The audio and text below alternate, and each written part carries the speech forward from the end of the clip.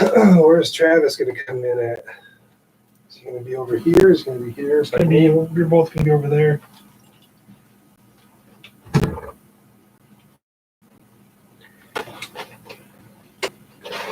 Say when he takes off, we could.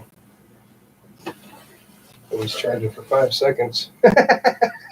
But So when he leaves, we can at least charge it for 5 seconds. Unless we just keep going. Sweet, go. Oh, skinny. Shove it in. Is this one mine? This is awesome. It's got sad buzz off on there. it is pretty sweet, I think. You got? Am I going through this? La, la, la, la, la. Not yet. Ow. Hello, there we are. Yeah. Are you? What should we get? We're looking good over here, right? We're looking good.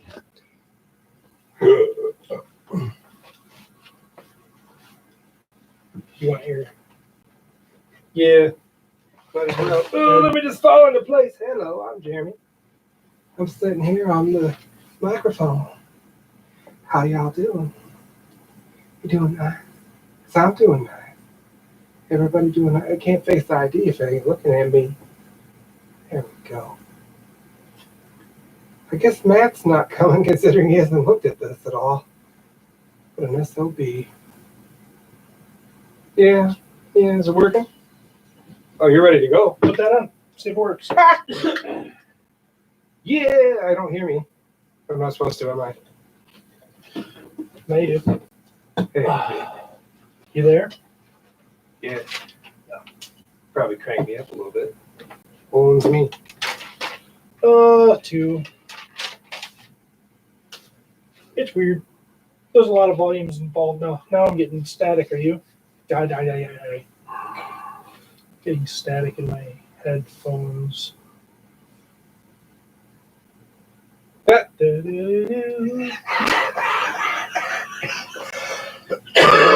Patreon users are going to get more than they bargained for.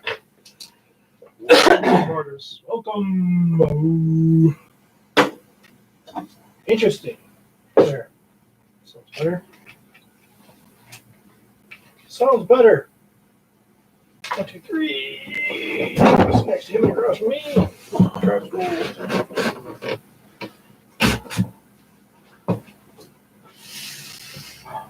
All right, I'm not gonna waste any time. All right, yeah, might as well go. We're already down to 22. We're at 22% already. Wow. We're seriously going to have to like charge this thing for like a half hour at some point.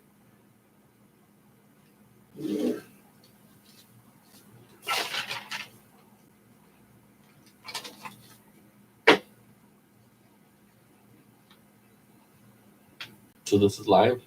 Yeah. It doesn't show comments though, or I mean, it might. I've never checked it. We Right. probably don't have any. We do There's have somebody one. Someone's watching us, though. watching, There's yeah. somebody watching. Hi, somebody. There Hi. you are.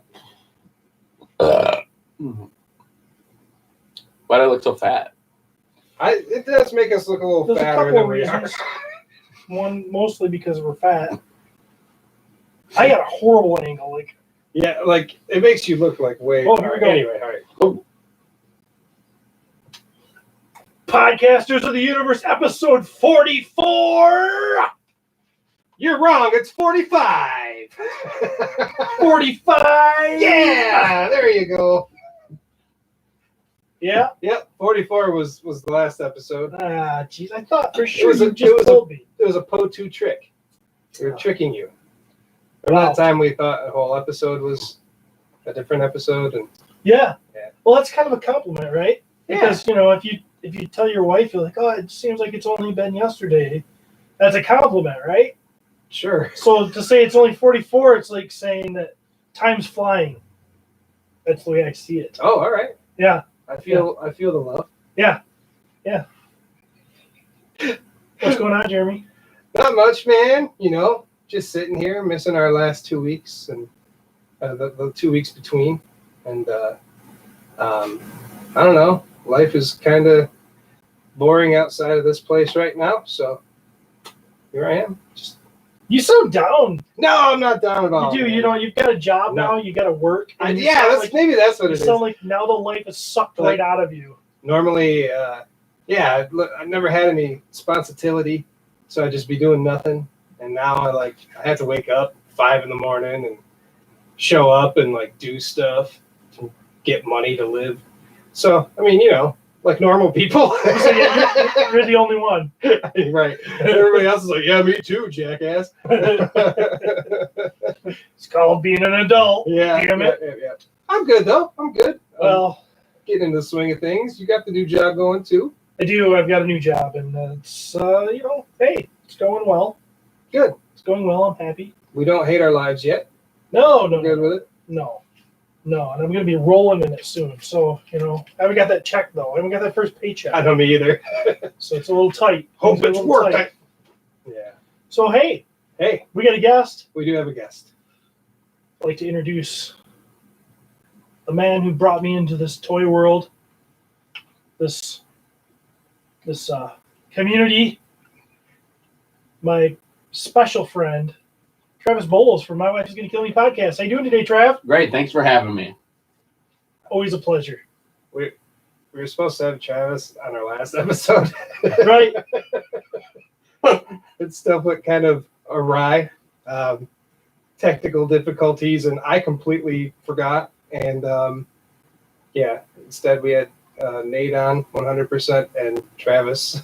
Well, I'm just glad you could get a backup guy in. I mean, I'm sure it wasn't your first pick, but Yeah.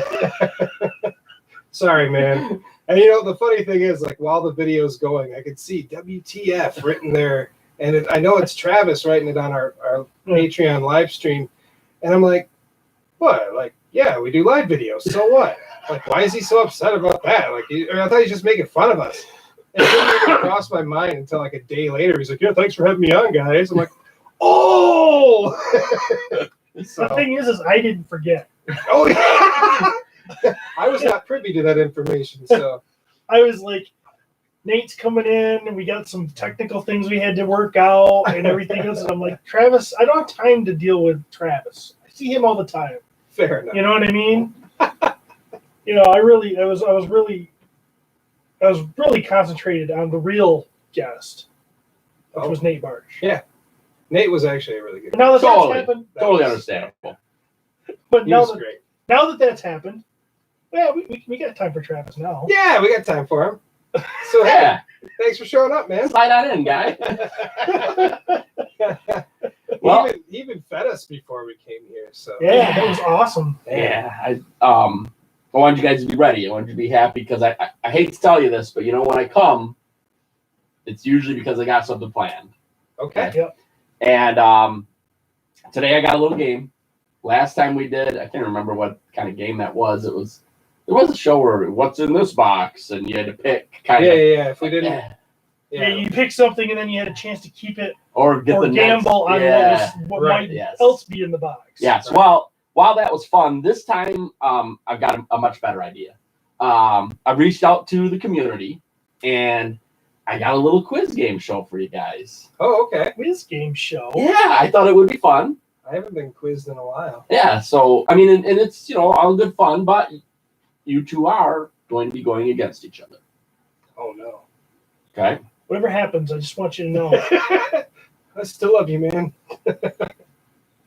This means I nothing. just want you to know that you're the best of me, man. All right, I am gonna hold a number behind my hand. That don't work. I was saying I can look over there if I wanted. Why don't you guys look that way? Okay, I'll I'm gonna look. hold a number. Okay, Steve, it is going to be an odd or even. You can pick. Oh, I'm going odd. And you were correct. Yeah. Good job, Steven. Oh. So, Oh, Steve gets to go first. okay. All right, so this is like any game show, though. All right, Steve is going to get a chance at the question first. You're going to have 5 seconds to answer. You can talk it through a little bit. I mean, it's your show, I guess. All right, but no phoning a friend, none of that stuff. You got to answer it. If you don't answer it correctly, Jeremy gets a chance to steal. Steal, okay. Yes. Okay. Is this Okay. Motu related? Yep. All right. Every question should be Motu related. All right. Okay. All right. Okay. So are you guys ready for this? Sure. Well, like I said, I reached out to get a little help with this. Okay. And part of this is why it's really exciting. And why I was really looking forward to being on last week. Our first question comes from Nate March. Oh, Ooh. what did you do? Like, how'd you? All right. Anyway. All right. Go ahead. Who, Stephen, Yes. designed the battle ram? Oh. I'm going to go with, and I'm assuming he means the original Battle Ram, not the Classics one, because I actually know who had a hand in the Classics one. But I'm going to go with Mark Taylor. Wrong. Jeremy. I don't know the toy stuff very well. That's what I would have said. Roger Sweet. Wrong. That was a tough one. Okay. That one was Ted Mayer. Oh, I remember that name. Yeah. Now that I hear it. Yeah, I've heard that. I definitely have heard that thrown around. But those are the two big ones I can think of. Yeah, exactly. And I didn't. Yeah. We're gonna See, get our. If it was Mark Next question. Jeremy. Who painted the box art to the original Snake Mountain playset? Was it Rudy Abreu? No, Wrong. no. That's Steven. I said it. I don't know. Yes. I knew it wasn't Rudy Obrero. Ah, And it. What's the answer? William George. Oh, damn it. Why didn't I know that? That's a tough one. I mean, it's tough. We always say that we're not the guys for the info. We're going to prove it. Yeah, No, we no, are no, proving it today. You guys got some of these. This started tough. Okay. Now, obviously, Nate's a very knowledgeable guy. You guys This is experienced still this. Nate's questions? Nate hooked me up with a few questions. Okay, here. okay. Yep. Okay. Who drew, Stephen, all the stickers for the Castle Grayskull playset and also the Wind Raider and Battle Ram? Rebtaste 666, which is Mark Taylor's wife. Correct. Boom. Rebecca Taylor. I That's would have her. had that one. Isn't that her handle on? Oh, I don't know her Instagram? handle. I just see her on Facebook. I think that's what it is, but it's yes. She's so nice. Yeah. Also from Nate. Okay. Jeremy. Who sculpted the first pass on the prototype for the original Castle Grayskull? For the original Castle What? Grayskull. Who sculpted Okay. the first pass on the prototype for the original Castle Grayskull? I don't know. I don't Steven. Mark Taylor did. Correct. He did? Yep, and then they complained about the door being too small. Yes! Or something like that. I or- watched the. All right. Steven. I should have just guessed. Yeah. Who was the producer for Motu 2000X cartoon? Mike Young. Negative.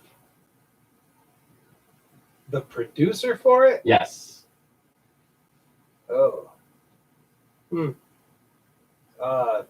Oh, I can't phone a friend. I don't know. Who would you have phoned? I would have phoned Steve. Steve, did you have another guess? You're not getting the point, but no, it's not MYP, is it? no, Ian Richter. Oh, Ian I Richter. have never heard that name. I have heard that name. Have you? That's also another tough one. That's All terrible. right. Back to Steven. I'm sorry. Back to Jeremy. Okay. Who wrote the first 4 mini comics? Who wrote the first 4 mini comics? I don't know if the art, because they weren't the same thing, were they? I could tell you who drew them. So I guess my answer is not Alcala. I'm going to say it like that now. It's not Alcala. Steven. it's not Alcala, and I know who it is, but I cannot. The name won't come to me, and it really irritates me. It's gonna tick me so. It's gonna tick me off so much when I hear it. I mean, we paid so much attention to those. I when we know were who it reading. is. Like I You know. just this. read them recently. I know this. Yeah. Oh my gosh! All right, it's not gonna come Yeah, to me. we suck. Don Gluck. Yes, I knew that. I did. I not at all. knew that so much. I I always didn't call at them. all. I call them glute, and I know that's wrong.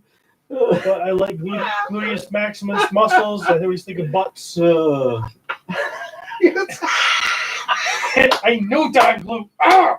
I want to punch a wall right now. This one comes from Motu Joe, Oh, who is getting thrown by Titus on the original box art, the front. Whose question is this? This is Stevens. I think it's King Hiss. Correct. Yep. Stevens leading 3-0. yeah, that's that. I would have had that one. Jeremy, well, here's your chance. Oh, Maybe here you we got go. this one. What character error exists on the package art of Tower Tools? Tower Tools. What? Oh my God, this is from Motu Joe. Yes. Joe, you bastard. What character? Definitely a knowledgeable guy when it comes to this kind of stuff. Trying to think of the art. I mean, I can not very vividly see the art, so I wouldn't be able to answer that question. Tower Tools. What is Tower Tools? It's the thing where they do the thing. I can't even explain it. So Is it a toy? yeah, Why don't I know this? because it's not very popular, I guess. So Steve's not going to have the answer either. It's a pretty interesting one. Okay. And it's actually pretty fun because the error is Prince Adam is below, yet He-Man is front and center. So that's pretty neat. Oh. I mean, that's quite the Yeah, error. that couldn't happen No, that doesn't seem like unless something. there's some sort of Eternian trick.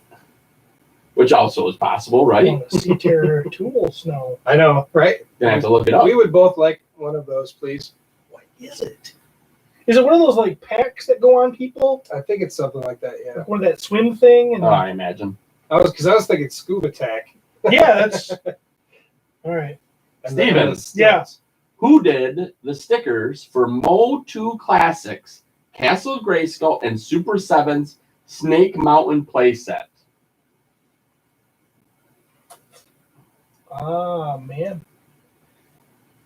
I'm going to go with,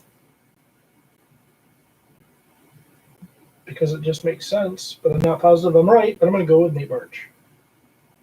Correct. That seemed too easy. I was like, wait, I it's know, Nate. yeah, like it's just That's it's a too, trick. it was a low ball, I thought, and then I was It's like, another oh, one there's I got to be a would've had. trick to this. Jeremy. Yeah. Who did the box art for the Mo2 Classics Multibot figure? This is a two-part answer. It's a two-part, so I have to answer two things, or I'll give you if you get at least one of them. well, I would think that Nate would have a hand in it. But then who's the other half? Nate is correct. I'm just gonna go out there and be wrong and just throw out Val Staples' name just because I love him. Alex Jimenez. Wasn't I supposed to have a chance to steal that? He already got it, I really. was going to say Axel Jimenez, too. Really? Okay? Totally. That makes sense. Especially after Staples was wrong. I was like, it's Axel then. Mm-hmm. So it must have been Axel's pencils and Nate's colors. That would probably make sense. Maybe. Yeah, that'd be my I guess guess. as well. I don't know. Steven. Yeah. Who sculpted the first He-Man figures?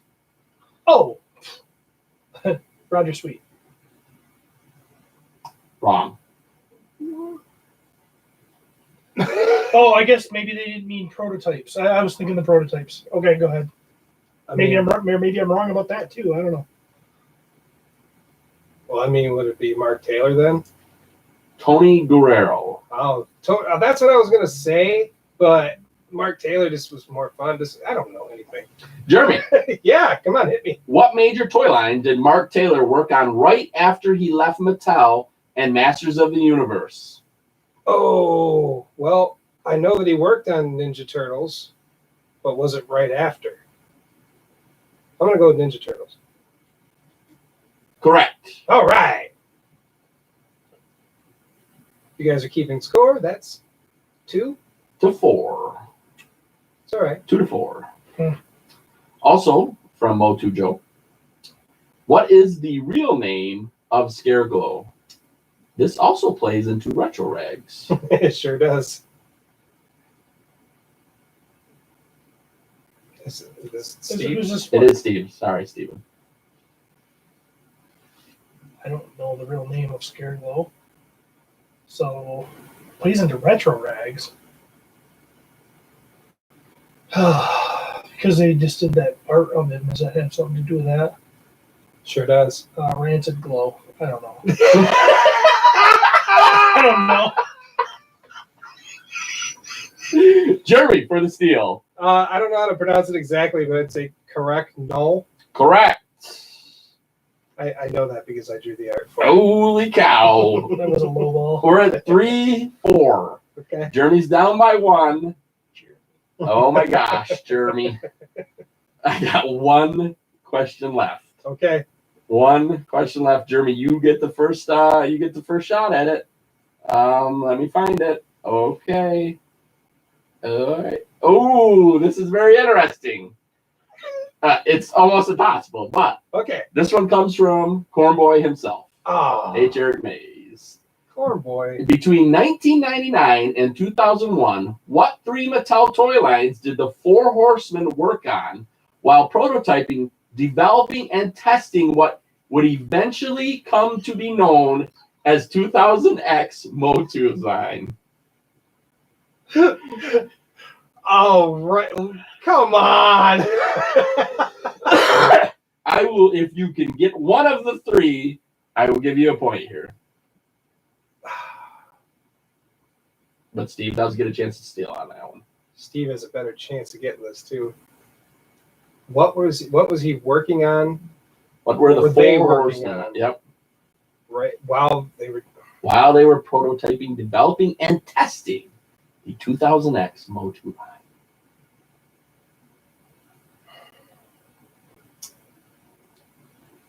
I have no clue at all. I'm going to take a stab at one. Let's hear. And I don't know what's going on with her. That was probably like a phone thing or something. Gothropolis? Wrong. Max Steel, Oh, Hot Wheels, and Harry Potter. Really? I had no idea they worked on any of those. While they were waiting the green light to get started on the new Motu line, they started working on Mattel to create a villain for the Max Steel line, the Bioconstrictor. They also designed and created the villains Elementor and Toxon for that line, as well as others. They also designed and prototyped 2 Hot Wheels Super Spy type playlets that were never released. Last, they developed and created Paint Master prototypes that Mattel win the license for Warner Brothers for the very first Harry Potter action figures, the prototypes of which have never been shown publicly. They later also created Hagrid, Fluffy the 3-headed watchdog, and Bathroom Troll for that line. Wow, Yeah, I had no idea. They're they worked busy. on that. they were pretty busy. We're pretty busy. So that hits it up. Steve is the winner with 4-3. You know what? I'm gonna be honest with you guys. Not bad. Not bad. I don't know. Nate was hitting me with some questions that I'm like, who the heck would know that stuff? I am Well- I am still so mad about Don Glute. I knew that. I'm mad about a few of them because it's like, I don't know. But we do state. You don't come here for the knowledge. No, And Well, it's but- obvious. Now you just got some. You got some knowledge. All right, so here's the fun part. So Steve gets first pick, which is fun because I think the last time we did this, Jeremy got first. yeah. Mhm, I did. Yep. So what I'm going to do is I'm actually going to put both prizes on the table, and Steve is going to be able to pick which one he wants, leaving Jeremy with the other one. And maybe you both got it. I don't know, but we have a Masters of the Universe sealed Oh, jigsaw puzzle. Looks a lot cooler that way. yeah, a lot better sealed, isn't it? Yeah. That has every single piece in it. Who's got it? I do not have it. I have it missing one piece. Oh, wow. Yeah. And guess what? I had another puzzle with that piece, Uh-huh. and they were cut differently. Same shape. Oh, they were just off like maybe a centimeter, so it doesn't work at all. I thought that's cool. A sealed box. Kind of fun. That is so. And it's in pretty. I mean, a little dented. Yeah, it You does. can It shake is a that little hard, beat it's up, perfect. but when you start talking about a a toy that came out in 1983. Yeah, that's a serious upgrade. Yeah. So what we're That's looking pretty at sweet. is Jigsaw Puzzle 300 piece. It's the one that has Castle Grayskull on it and a bunch of characters. It's got Tila driving the attack track. It's got E-Man battling Skeletor. It's got Man-at-Arms on the battle ram. It's just got a lot of cool stuff going on. It's very colorful. And maybe the real gem, and I emphasize maybe, Baby, he says. Oh, what the hell is up with this? this What the hell is that? is the He-Man toothbrush holder. Oh, But it's just the He-Man yeah. because someone decided they wanted that He-Man and took him right off there. So he got the little pegs in his feet. He's got where you put your toothbrush in his hand. Yep. And I don't know. That must have been holding on to a cup or something. I don't know. It's a little He-Man with a weird looking head. His head is, he's very, very pale. He's discolored like Yes. crazy. I did think it was a pretty fun thing, and I picked this up at Motor City Comic Con and thought of you too. And I know you like weird stuff on your shelves, and it's obviously, it's a He-Man. Can't touch it. It's, He-Man it's product. legit for sure. Yep, Wow. it's pretty neat. So we got the complete and beautiful art puzzle Sealed. sealed, and the decrepit but awesome toothbrush, white pale face He-Man with a big rubbery sausage in his right hand. Which is weird. Oh, Steve even got him to stand. He Well, is. he's leaning up against the Oh, He is okay. leaning against I was gonna say, So master he's got two pose. pegs in his feet, so there's no Yeah. way this guy's standing. I would chop those off, or I'd put them in like a little putty melon. There Putty you go. mound. Yeah. There you Yeah. Not a putty. A putty. go. This is a hard one. Tough decisions. Ugh, man. I'm going to go with the creepy He-Man.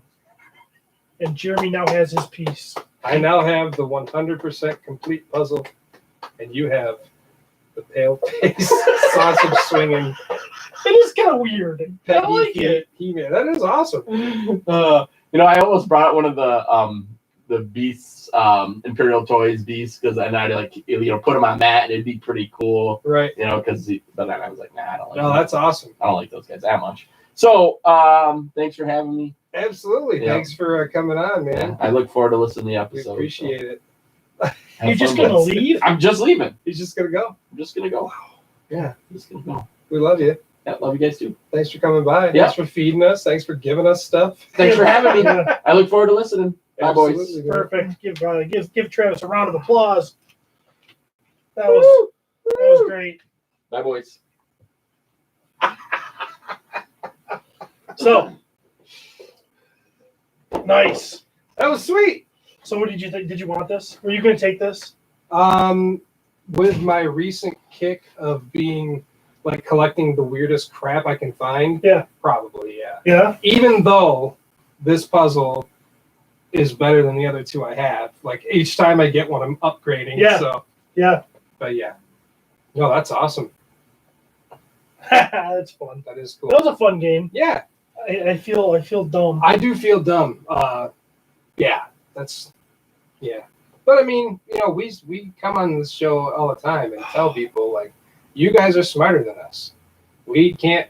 Our brains are like just filled with. William George, really? Come on, I didn't know. I know that. I know it's like so much. We're like, man. Oh well. All right. That was awesome. It worked out. Our stupidity worked out in our favor because we still won.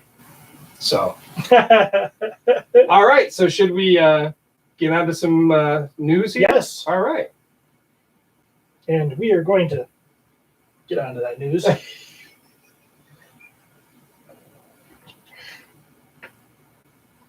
All right. Real quick. I wanted to remind everybody, JBB 3D Customs. Make sure you check that out. Jim Bagtaz. He makes some really cool stuff. He made us some PO2 decorations, 3D art, and make sure to check his stuff out. He's been doing some really cool stuff lately. Yeah, I want to do a little shout out for him. So, So this plays into our game. Retro Rags Limited and punk band Rancid have teamed up again to present the second of 4 exclusive designs. This design, entitled Correct Null, is a crossover between the classic Rancid Hooligans art and the Masters of the Universe character Scareglow. The design features Scareglow's head with 2 green halberds behind it, like crossbones, with the band name on the top banner and Correct Null. It says kayak here because it doesn't know what I'm writing on the bottom banner. As a bonus feature, this design also glows in the dark. Pre-order's up right now and goes until Friday, June 7th. The cost is between $20 and $26, depending on how big you are or how big the person is you're buying it for. So be sure to get it now, as it is a one-time release at RetroRagsLimited.com. The reason why I'm promoting this is because Motu Joe's a good friend of ours, and also I drew the art for this. So yeah, it too. It's actually pretty sweet looking. Really cool. Next, according to the latest press release from Sony Pictures, March 5th, 2021 is the new release date for the live-action Masters of the Universe film. Initially, Deadline listed 2 other films that are slated for release on the same date as Masters, an untitled Universal event film, and Noel Stevenson's animated Nimona from Fox. It's kind of weird. She'll be like up against a property that is close to her now, sort of, kind of. Oh, interesting. Yeah. But they've since updated to include the new Warner Brothers film that is based on the Mortal Kombat video games. So there's some news. We're going to get another Mortal Kombat movie. Noah Centineo is still attached to star as He-Man. Adam and Aaron Nee are directing and have screenwriting credits. The script was rewritten by Matt Holloway and Art Markham, who are known for Iron Man. Jason Blumenthal, Todd Black, and Steve Tisch from Escape Artists are serving as producers. Also this week, as a little added bonus, Adam Nee posted a picture on Instagram of himself and his brother, Aaron, and Noah was in the middle of them both. So, looking pretty skinny. Yeah. Good thing it's coming out in 2021 is all I'm saying. 2021. That's enough time, I think. Yeah, just a little bit under 2 years. So, yeah, that's enough time. I like the fact that Iron Man's attached to this. right. So, I mean, you know, There's some things about this. There's just some talent. I have a feeling it might be good. I think there's a chance. There's a chance it could be. If you'd asked me a month ago or 2 months ago, is there a chance that the He-Man movie will be good? I probably would go, I don't Yeah, think so. you would. No, I think that, I don't know. It's Maybe. Now it's a maybe. So, I'm regardless, pulling for it. I am going to go in with the lowest expectations until I watch all the trailers 1,000 times. And What if they blow us away with a trailer? That's going to be tough because we're going to be like, oh my gosh, it was I know. Oh, God. And that's just too far in the future to think about. Yeah, we can't. So, We shouldn't even be talking about that. nope, let's just shut up. Yep. So, okay. Next, Newsarama did an interview with William Stout about the Classics movie figures being released by Super 7. I know who that guy is. Why wasn't he a question? I know. Why wasn't he? He spoke about his involvement with the movie and art designs for characters and costumes. One interesting tidbit was his response to when he was asked why his concept art wasn't used in the art of the Masters of the Universe book. He said, I still have nearly all of my Motu art, over 100 pieces. I keep the art I produce on every film that I work on. I offered to let my art be used in the Motu art book, but Mattel told me that if my work was to be in the book, I'd have to relinquish my copyrights to the work for free. That's why my art is not in the book. Also, when asked about his least favorite design, he said, I hate the Stormtroopers. To me, they're no different from the Star Wars Stormtroopers, except that they're black instead of white. Completely embarrassing. They were designed by Claudio Mazzoli. I should have fought harder to change their design. Everything else in the film, though, is pretty darn original. I would have come up with something original, not a ripoff of Star Wars. I actually came up with lots of alternate shock troop designs, but I was overruled. Hell, he just threw Claudio under the bus pretty hard. Sure did. Have I ever told the story on this podcast about when I saw him? No. Do you know? I don't think. He did a Q&A in Grand Rapids. Uh-huh. I never told you this? I don't think so. This is before I really, I was collecting again. I was really into Masters. but not really plugged in with friends yet that did this sort of thing. Right. So I probably before I met Travis, I actually found out about it on He-Man.org. Somebody posted that William Stout was coming to Grand Rapids, Michigan. They were going to play the movie at one of the cinemas over there, the big cinemas that they always doesn't matter. Okay. And there was going to be a Q&A afterwards. So I roped one of my friends back then who really isn't into this stuff. I'm like, hey, you want to go to this thing with me? And he's like, yeah, because I couldn't get my wife to go.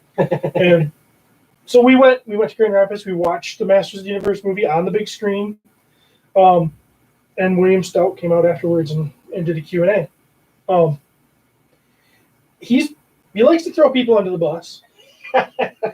he seems that, yeah. He ragged on a lot of it. He definitely ragged on. Basically, he said, I remember him saying, "Oh, they brought out the toys," and he showed them, and he was like, "Those are stupid." And I'm like, as a Masters fan, to sit there and like be like, "What? They were stupid." I mean, I get that the movie's different. Yeah. That it had to be. There was budget constraints, and there was all the reasons that we all know as fans that the movie couldn't be on Eternia and all that stuff. But he really kind of was like, it was interesting. I don't, it was. It's funny because I see interviews with him now, and he seems to. I think he really likes his movie. Right. I don't think he likes Masters.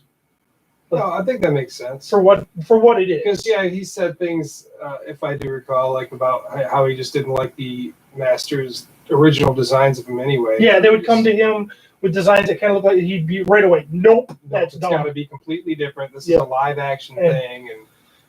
So, yeah, it was like, as a very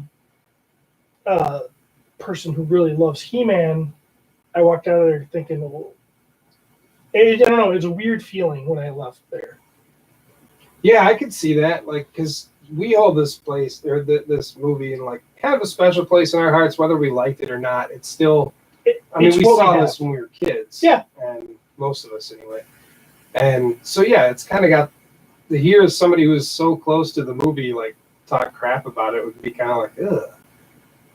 It leaves like a sour taste in my mouth. Well, it's kind of like I always felt. Even as a child, that they, why didn't the characters look like my characters? Why didn't they, why weren't they closer? Why has He-Man got a gun? Why has he got a cape? Yeah, why isn't Man-at-Arms wearing any green? Why isn't, just little stuff like that? And I just kind of assumed that they couldn't do it, or there was a reason why they couldn't do it. And then as I'm an adult, I find out, well, the reason they didn't do it is because that guy didn't like any of those designs. Exactly. It wasn't because of any other reason, but he didn't like them.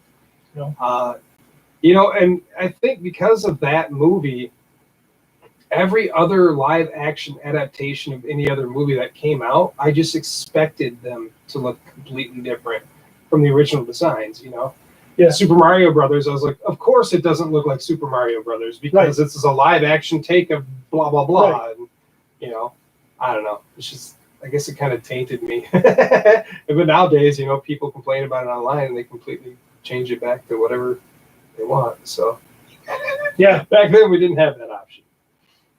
So, anyways, that's my story of and I remember the question I wanted to ask him, but I didn't have the guts to do it. What was that? I wanted to ask him who his audience was.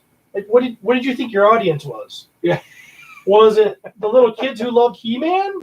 Or were you trying to get the parents that took them there? Were you trying to rope them in? Because who are you trying to make this movie for? We had kids going there because they love He-Man, and you don't like what He-Man looks like and everything, so you think that's dumb. But you're going to make a movie called Masters of the Universe, so then all the kids are going to go there, and they're going to be like, why isn't this Masters of the Universe? Did you think you were going to rope their parents into being Masters fans? What was the point? I don't get it. And I'm glad I didn't answer, because I was a lot shyer back then. I'm not the type of guy that stands up and does Q&A stuff. If I'm in a crowd, I'm going to be pretty quiet. And so I didn't answer that. And I'm glad I didn't, because I think, I don't know, it wouldn't have been beneficial. I don't know. Sure would have been kind of cool though. It'd be cool to ask him now. Tag team and like, hey. Anyway, so there you go. Next, as of May 23rd, Snake Mountain was 75% funded. Yeah, That's pretty good, right? it's gonna do it. This was like before overseas Yeah, stuff. now and they're all opening that, up before to international. some It's been stuff. opened up, yeah, to a few now. I don't know what's still left, but they're kind of cutting it close. Considering it's got like 3 days left. Hopefully they extend it a little bit, but so those of you who pre-ordered may actually get to own this massive play set. The international shipping is finally trickling in from many other countries as well, as I just said. So I'm sure the fans will have nothing to worry about. The last day for pre-order is the 31st of May, and Super 7 also released a fun little commercial using what sounds like, I believe, Alan Oppenheimer. Have you seen this? I'm not. Oh, yeah. Alan Oppenheimer, original Skeletor voice actor, basically promoting the pre-order and talking about his mountain, and there's like little lines about he's making fun of Beastman. He's like, "Oh, I'm Beastman. I'm hungry," and Merman needing his tank cleaned again, and just stuff like that. Does he But do Merman? no, the thing is, like, he doesn't even sound like Skeletor anymore. Yeah, and I know. It's like he's just kind of going, "Hey, I'm Skeletor." Yeah, I mean, it's him and it's his voice, but and that's fine. he doesn't get up in the nasal and and you try to know do what? it high. But The it's dude's him. Skeletor, so It's him. He is Skeletor. It doesn't matter. Yes, It doesn't matter. It's still awesome that he is even doing that stuff. that he's willing to do it. Yeah. So, I mean, pretty awesome. Yeah, you got to definitely check it out. So, I will. yeah, it's fun. Other than that, go to PowerCon this year, guys. We're going to be there. We want to meet you. Want to hang out with you. And also, please, if you find it in your hearts to love us, become a Patreon supporter. We've got how many now? We have 18 now. Wow. 18 supporters. Ready? I'm going to name them off. All right, go. All right. Len LaGuardia, Anthony Hausiel, Gary Rickelman, Paul Guyton, Kerwin Cheng Chua, Martin Canteros Past, Tomas Rydberg, Ryan Davis, Travis, Scott, Sean Scavarna, Jim Bagtaz, Sven Walwork, Matthew Cabello, Jennifer Sykes, David N. Lapatino, Matt Rexer, Rodney Langford, and Curtis Ackerman. Woo! Thanks, everybody. Because of all you guys doing this, we will be having a nice little giveaway coming in the near future. So stay tuned.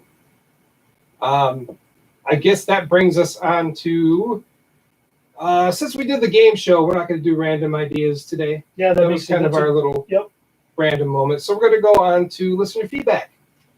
Let's do some listener feedback. This is going to be awesome.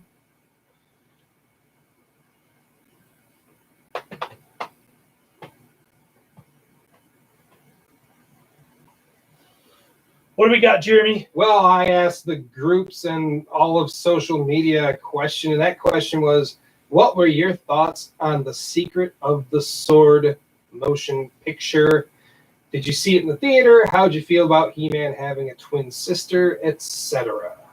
So tell me, Steve, go for it. Never saw it in the theater. Only saw it on TV in the 5-part miniseries thing.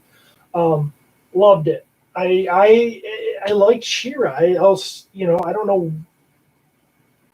Mostly because He-Man was in it, and it's He-Man's sister. I've said that before. But I liked the world of She-Ra. I liked the Evil Horde. I liked a lot of the story. I thought was good for, as a kid. As a kid watching that, I thought that story was cool. It was just cool to see the crossover. He-Man, Battle Cat, being there, and then her going to when she went to Eternia, and you saw the King and the Queen, and blah. It was just more He-Man for me. Is right. What it was, and I was all about it, and I loved it, and I kept watching She-Ra after that. Perfect. I actually did see it in the theater. I don't remember getting a comic book or anything like that people talk about getting. If I did, I probably lost it immediately. But I love the I had no problems with He-Man having a twin sister. It was nice because now when I live action role played He-Man with my friends, their sisters could actually play with us now instead of just having to be Teela every time. Now they could be even more powerful. I like the idea of two swords. The Evil Horde, obviously the introduction to them, they're great. I love He-Man's hair sticking out of a Stormtrooper's Stormtrooper. Horde Trooper. Still on the William Stout thing. The Horde Trooper suit. Watching He-Man lose some of his power and Adora thinking that she was actually on the good side and all this stuff. It was like, it really played with your emotions as a kid. And I think it's still damn good to this day. So, all right. So what do our listeners think? Let's find out, shall we? At Crystal Vixen on Twitter says, this is also Queen Katzali, and she's got so many names. She's great. She on Twitter said, I saw it a few years ago as separate episodes, and I loved it. Not only do I think She-Ra is way cooler than He-Man, whoa, sister, whoa. Sorry, a little offensive. But also, Hordak is so awesome in this 5-parter. I'll agree with that. He comes off as more charismatic and then gets reduced to goofy later on, though I still love that. Makes sense. At Podcast says, yes, saw it in the theater and like it quite a bit. Rodney Clark says, I saw it in theaters as a child. At the time, it didn't bother me much and felt like the universe took a darker turn with the Horde. That didn't bother me much then. Recently rewatched it with my kids, and we just kept laughing at the animation errors in the movie. Selena Desire. I saw it 3 times in the theater the first week of release. It's still one of my favorites. Dragon Slayer. The 2015 DC comic run was the best version of He-Man's sister. So obviously you probably didn't like that very much. No, but I do have to agree. That was pretty cool. Yes. I did like the whole She-Ra arc of that. Yeah. I'm going to go back and reread all those. Get that omnibus. They would, man. It was just half off. They were just promoting it on eman.org. Like that it was half off. I'm like, sweet, half off. Oh, it's still like $75. Yeah. Which, sweet. But, I mean, I got all the single issues. Me too. So. It'd be pretty cool to have it in a hardcover. It really would. It would be No, neat. Just sit on the coffee table. Read whatever you want. Just pick a page and start. It'd be awesome.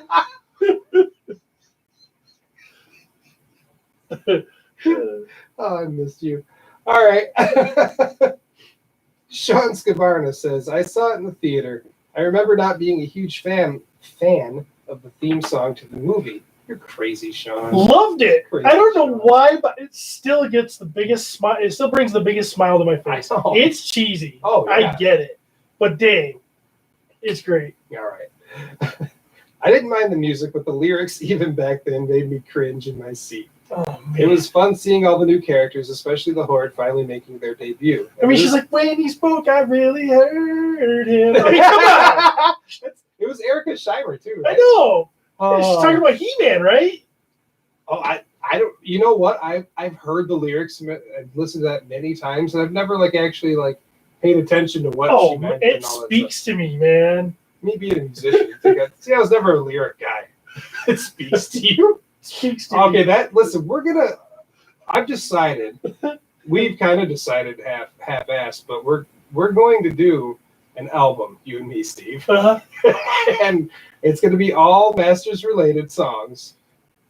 Some parodies, maybe even some originals, but I think that needs to be covered. I think that Oh, yeah. we need you to sing that. Oh, yeah. So this will happen. All right, now I lost my place. Okay. It was fun seeing the new characters, especially the Horde, finally making their debut. And to this day, I'll admit to getting a bit misty-eyed the very first time Adora raises the sword to transform into She-Ra to protect her brother. Ultimately, the movie didn't have quite the same longevity for me as other 80s movies did. Even back then, I got this feeling I was watching a week's worth of episodes all at once. And when I found out that was the way they produced it, it somehow made it feel a little less special. That's why I made that post about this movie compared to the one, like the 86 Transformers movie, where they amped the hell out of it on the story, animation, and even musical scale. But with that being said, having a dual transformation sequence is still awesome. Yeah. I would agree with that. Penny Dreadful. Saw it in the theater with my sister Maggie when it first came out, and we both absolutely loved it. I still have my freebie comic book. Well, there you go. Freebie comic book they gave us at the theater, and a few years later, snagged my sister's comic too. Nice. Nice. I remember really looking forward to the new figures and being disappointed that the pop ones didn't look like the characters in the movie. Yeah. I love the vintage Super 7 She-Ra because that's exactly what I was hoping to get. And the way Classics has depicted the entire Great Rebellion looking like the cartoon and all part of the same line as Masters and New Adventures is definitely the ideal version for me. Yeah. Said that pretty great. Yeah. Paul Lenz. Decades later, I still want to know why she has a sword too. Why not her own thing, like a pearl staff? Well, because the girls wanted the power sword. No, they're twins. Yeah, It they had makes to have perfect the same sense. weapon. It makes perfect sense. They're the twins of power. It makes perfect sense. She needed a sword. She needed a twin sword to He-Man's. It's just a little bit different. Still a little boily in the middle. Yeah. He says, also at the same time, I thought that Hordak was a trivial Dumbledore, and that once the twins unite, he's major league screwed. Alas, the Is this twins... still Paul? This is still Paul. He thought that Hordak was Dumbledore? Dumbledore. So Which- he's just adding a bit dumb. He's just dumb. Okay. A dorky. You said this is way before Dumbledore. Yeah, so, yeah. all right. Okay. And that once the twins unite, he's major league screwed. Alas, the twins just separated and never made a team, unless you count my storyboards. If they had made a team, they would have just won immediately, and then we wouldn't have cartoons to watch. It would just be like, we're having a picnic today. Dur, dur, dur. We wanted action. We wanted bad guys. I still watched it. Yeah. We're suckers. We watch it. Interesting. Paul Guyton. I love this movie so hard. Sentimentally, I love it because it was one of the first movies my dad took me to see when I was a kid. Also, when I got back into collecting Motu in my late teens, it was one of the first VHSs I tracked down. As far as the movie goes, I see little fault in it. Could it have been better? Yes. But for me, my rose-tinted glasses are firmly attached to my face for this one. I personally give it a 10 out of 10.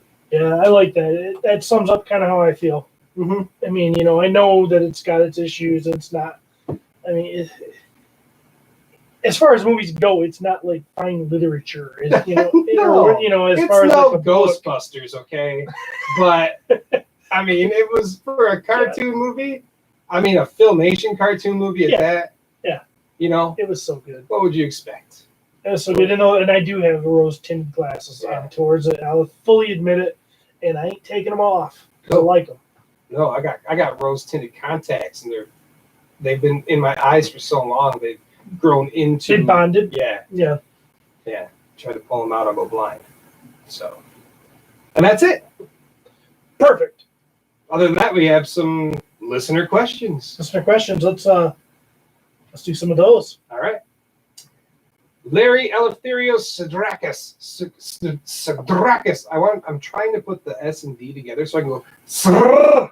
But like try to do an S before that. Sadrakis. Yes. Sadrakis. Okay. Sadrakis. If He-Man and the Masters finally defeat Skeletor once and for all, who would step up and become the new Lord of Destruction? Well, okay, he said that if He-Man beats If the Skeletor, Evil Warriors, no, just Just he only puts Skeletor. Skeletor, but in my mind, okay, that kind of says like, which one of the Evil Warriors is going to take over? well, maybe, but I was kind of going the other way. Like all of Skeletor's forces would be taken care of because once Skeletor's out, I mean, who's left? They're gonna be like, I'm out. I ain't messing with this. Oh man, I don't know. I mean, there's lots of we know from that there's lots of characters out there that could. Who's a heavy hitter out there, man? Well, I mean, what if Evil Seed came back? Evil Seed. You Yeah. figure that guy I mean, he had to have He-Man and Skeletor team up to beat him. What if there is no Skeletor to team up to beat him? Then you only have He-Man. You'll see, like, he's kind of a weirdo, and he looked funny, but he did some damage. Oh yeah, he did some, yeah, totally. I mean, yeah, he withered away at the end, but I have a feeling if a good rain would bring him back. Yeah, I don't know. It's hard to say. I mean, you instantly want to kind of say Hordak, but like he's already worried about Theory and stuff. He's busy. Although if Skeletor wasn't there to kind of thwart his plans, maybe he would go for Grayskull. Yeah. But then that's when She-Ra and He-Man would constantly team up, like Paul was saying, and just waste him. Yeah. Kind of makes you think, don't it? It does make me think, because I'm trying to think of who out there could step up and be the next Skeletor. I'm thinking of all the characters in my head. I'm trying to think of one that could do it. That could be like, have that. He's the bad guy, big stick kind of thing. You know? Well, what about like? I mean, I instantly go for cartoon with this. I'm trying to think of the toys too, and I'm trying to think of. Is it easier to go like, okay, if the Evil Warriors were still there? The Evil Warriors were still there. See, they made them also bumbling in the cartoon, that it kind of ruins it. But like, if you look at them not cartoony, you know, you wonder about your like. I'd say King Hiss, man. Yeah, King Hiss maybe, or oh man, Beastman. No, I don't know. Triclops would seem like he could be. I don't know. I mean, Evil Lynn. She's like the smart Evil one. Lynn is She- probably the one. Yeah, I think she'd step up to the plate, and you know, she might disappear for a little while to make it seem like, you know, nothing's wrong, but then she's gonna creep back in. And she'll probably have King Hiss next to her, and then they're totally gonna take over everything. So I don't know, man. It's got me thinking. I think Evil Lynn is probably the candidate. I agree. Although there is something out there that says that Fisto or Jitsu took over. That's true, but come on, really? I don't know. He looks pretty angry, He, especially in classics. he does look. He's pissed. Yeah, He's pretty angry. yeah. I don't know if he's really that. I don't He's know. just, yeah. He could. I mean, he could. Yeah. I don't know. I'm gonna go with Evil Lynn, and if not, I would say King Hiss. So, and then Evil Seed, and then Shikoti. Ooh, Cody. Yeah. See, this is Shikoti, and Okay. this could go forever. Yep. Thank you, Larry. Nick Peterson. Now, maybe you can answer this better than me because I'm not very well versed in this. It says, what are the great battles mentioned in the Motu lore, and which characters fought in them? Wow, I would have to do research for that. I know, same here. And in all honesty, I don't think they ever really talked about that stuff in the past. Like there's a whole classics lore now Yeah, that has brought things like, the Ultimate Battleground, Yeah. the Ultimate Battleground 2, and all that stuff yeah, is kind of lore that I read, and when I got those figures, and then I really haven't gone back and read them again. no.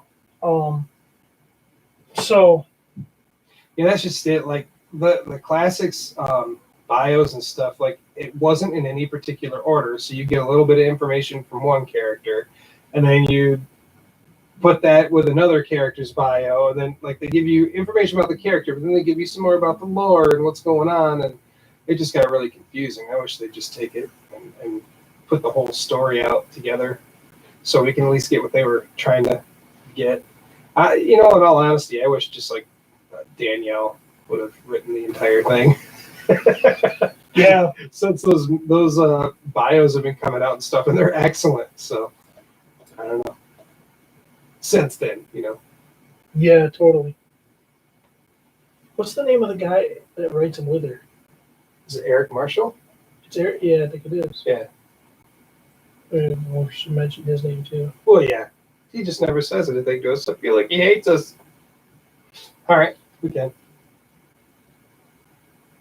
No, her and Eric do a great job on those. Those, especially the way that like they take like the 2000X looking versions, and then like call them like battle armor, and then give reasons why. And you know, one of the recent ones was Grizzlor that they released. And Yeah. just reading that stuff, I'm like, oh, I like what they've done. Yeah. So It's very creative and it fits and it's just fun. yeah, those two should definitely write the entire lore. At least, you know, put it all together in a book and alter it to their wishes, because it'd be great. So, Nick, we don't really have a good answer for you other than there really wasn't much in the past, and the stuff that there is now is convoluted and crazy. So, yeah, sorry. But look it up. We could talk about those someday, though. I don't see why we couldn't. Sure. Richard Haynes says, thanks for the thoughts on the Battle Cat statue. I admit it's a lot of money, but I so wanted something special for my 40th to commemorate that childhood memory. I unfortunately can't afford Snake Mountain as well, especially since I don't even have a Castle Grayskull. Do you guys think starting to collect classics at this late stage is even an option now, considering the secondary market prices? Would you say it's worth considering Snake Mountain, even if you haven't built up a collection of classics? Okay, buy a Snake Mountain, wait a couple years, sell Snake Mountain, then get all the classics figures you need. Boom, problem solved. Maybe. Maybe not. Those will probably go up too. Listen, I can't tell you the right or wrong way to collect, man. It is a bit late in the game, I guess, to start, but there's still some characters that are not too expensive. But I mean, there's some that are even out of my league at this point. Fisto and Triclops and just stuff like that. Like they're pricey figures. But you know, do you love Masters? I just think that they are probably the best versions that we're ever going to get. Yes. And so for me, you know, I paid $100 for a few of those, you know, and I don't regret it. Now, can you do it fast? No, well, you might lose your house. Yeah, you're gonna have to definitely take some time. You know, but if you know, it's a choose how you want to collect it too. I mean, are you trying to get every single figure that there is, or are you just trying to get, you know, particular characters? It's a little easier on the pocketbook if you're thinking about particular characters. You know, if you know, obviously, Battle Cat isn't too bad right now, and you can get a He-Man at a decent price. But I mean, He-Man's up there. The first is the second release of him up there too. Mm-hmm. Oh crap! I sold one a couple of years ago, or a year or two ago. I think I sold him $90. Wow! At a show. Man. Well, yeah. Good luck, man. Yeah. They are going up, but you can find loose ones at shows sometimes that are better if you go to shows. That's an option. I mean, I picked up some of my stragglers, which not all of them were cheap ones for, you know, I don't know, not huge amounts of money, but right. Well, there's also people like there are some online, you know, trading sites and stuff like that too. I mean, maybe you have some vintage stuff or something. You know, maybe you have something for trade, or some of those guys are actually really nice too. Maybe they'll give you a good deal on stuff. I know like Motu Nation does a lot of trading and selling and stuff like that. And the question was, is it impossible, or is it, you know, I mean, would you say it's worth? Well, no, that's the Snake Mountain. It says, do you think collecting classics this late stage is even an option now? It is an option. It's always an option. You can do it. Yeah. You can do it if you want to. It's just how much do you want to do it? Yeah, and how many figures do you want to get? If you're trying to be a completist, that's going to probably break you. But it's going to be daunting. Yeah, if you got a good handful that you want, I mean, I would start there. And, you know, always look for deals. Yeah, consider Snake Mountain though. Even if you don't have Grayskull, I mean, I considered it and I said no. Although, I mean, I'm telling you, these last couple days has been hard. I'm like, I listened to Roast Google today too, and Val's like, even if you're on the fence, you might as well do it, basically. And I'm like, no, I can't afford it. I don't have a place for it. And then me and Laura the other day were talking about rearranging my basement and like putting up real shelves and stuff instead of those rickety metal and whatever. Oh, then I might have space for it. Well, yeah, you can do it. Jeremy, I'm sick of you saying you don't have space for it. You can make space. That's not an option. That's not a valid reason. All right? But then I gotta pay a lot of money too. Yeah. You're gonna pay a lot of money. We're saving up for PowerCon, You're man. gonna get a lot of plastic in the mail someday too. Yeah. I don't know. Yeah. So I just watched this documentary. It's called The Dawn Wall. Check this out, people. It's on Netflix. It's about this mountain climber guy. And basically, I'm going to sum up this. So he's trying to climb this wall that's impossible to climb, but he can climb it because he does the impossible. And he's got a buddy that he wants to climb this wall that's never been climbed before. And they get to a point in this wall where they both can't go on. Okay? The one buddy can't make this section of the wall. And the other buddy says, look, I'm going and I'm going to do it. And so the dude does it. And he climbs this and he takes off. And finally, he almost gets to the top. And he basically is like, I could get to the top right now. But this is going to suck if my buddy doesn't come with me. So I'm going back down that mountain. And I'm going to wait for him to get past the section of the mountain that he can't climb. And he waits for his buddy to reach him. And they climb that damn mountain together. Well, Jeremy won't climb to the mountain with me. That's what's going on here. It's not going to be as great if he doesn't come up that damn mountain with me. So you're telling me that I should order this because you're ordering it and we need to do it together? Yes. Damn you. Let's just say I've been considering in these last few days, okay? I can't. I shouldn't. All right, go home tonight, watch The Dawn Wall. All right? And then I just want you to know that's how I feel. That's how you feel? Yep. Okay. All right. I don't want to let you down, Steve. All right. Matthew Carlson says, what characters, people, group would you like to know more about? For me, it's Stratos and the Bird People. Man, what character? Like their race. They have like their own race or whatever, sort of. That kind of got more fleshed out probably 2000X. It did, for sure. Although we did know they were like Trollans and stuff like that. For sure. Maybe charge it for a minute.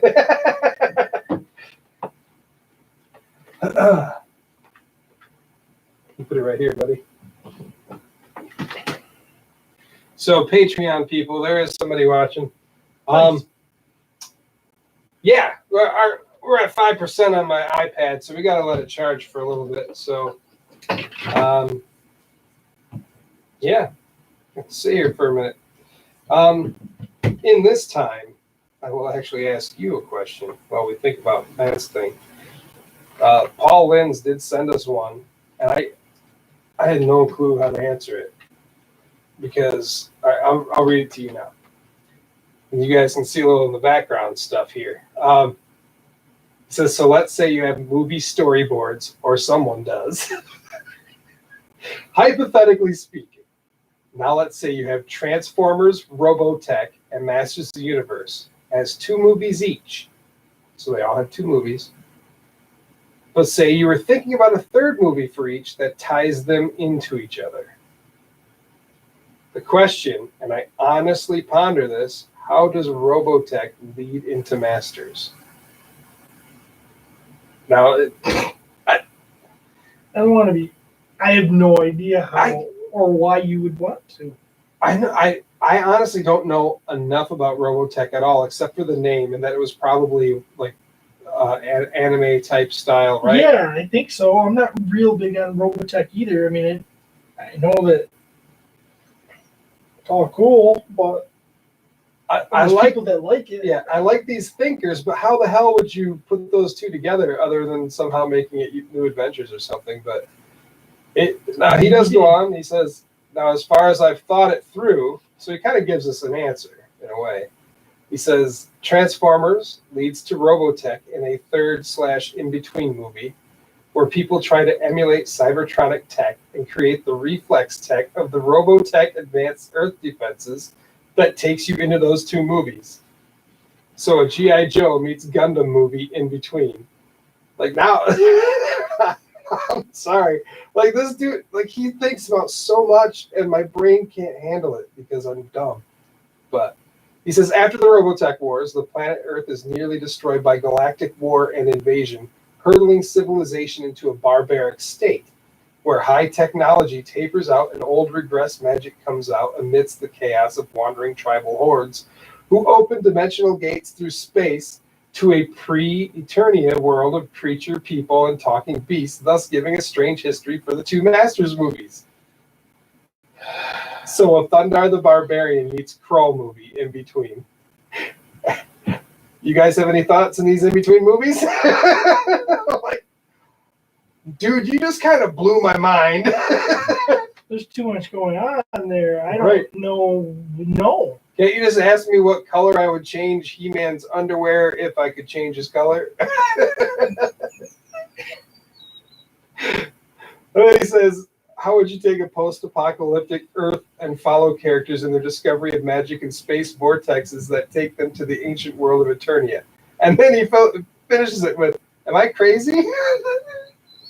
I don't know, man. That's up to you. Either crazy or genius. I don't know which. Right. But Like I just can't even. Like my master's brain says that there's a history of that stuff. right. Grayskull's been there forever, and so to have other movies lead into He-Man, they don't. It's two parallel things. They don't cross never, over. Yeah, to they me. never meshed before, so it's like he's trying to find a way for them to mesh and become. So I mean, there's ways you could probably mesh anything. You could probably mesh Gem and the holograms with Silverhawks somehow, but. Those two don't seem too far apart. That just seems so crazy to me. Definitely Gem and like G.I. Joe, because I think they had like the same sort of animation style to some extent. A little bit. But I have no desire to try to Transformers to. Was it Transformers to Robotech to Masters. Masters? Yeah. It just hurts my head, man. Plus, not knowing, like, I think if I was more educated on like what Robotech was and stuff, like I know what Transformers were, but even I don't know a lot of the history of it, and like the story. Like I don't even know a lot of the freaking characters. So, but then like going into Robotech, where I know nothing about Robotech other than I know I probably watched an episode when I was a kid. There's no comments available. Maybe I can check. Let's see what's going on. We got a minute. Well, we've only gained 1% so far. So. Yeah, so it'll take a minute. Let's see what we got over here. Oh, wow. Okay, there is stuff. Let's see.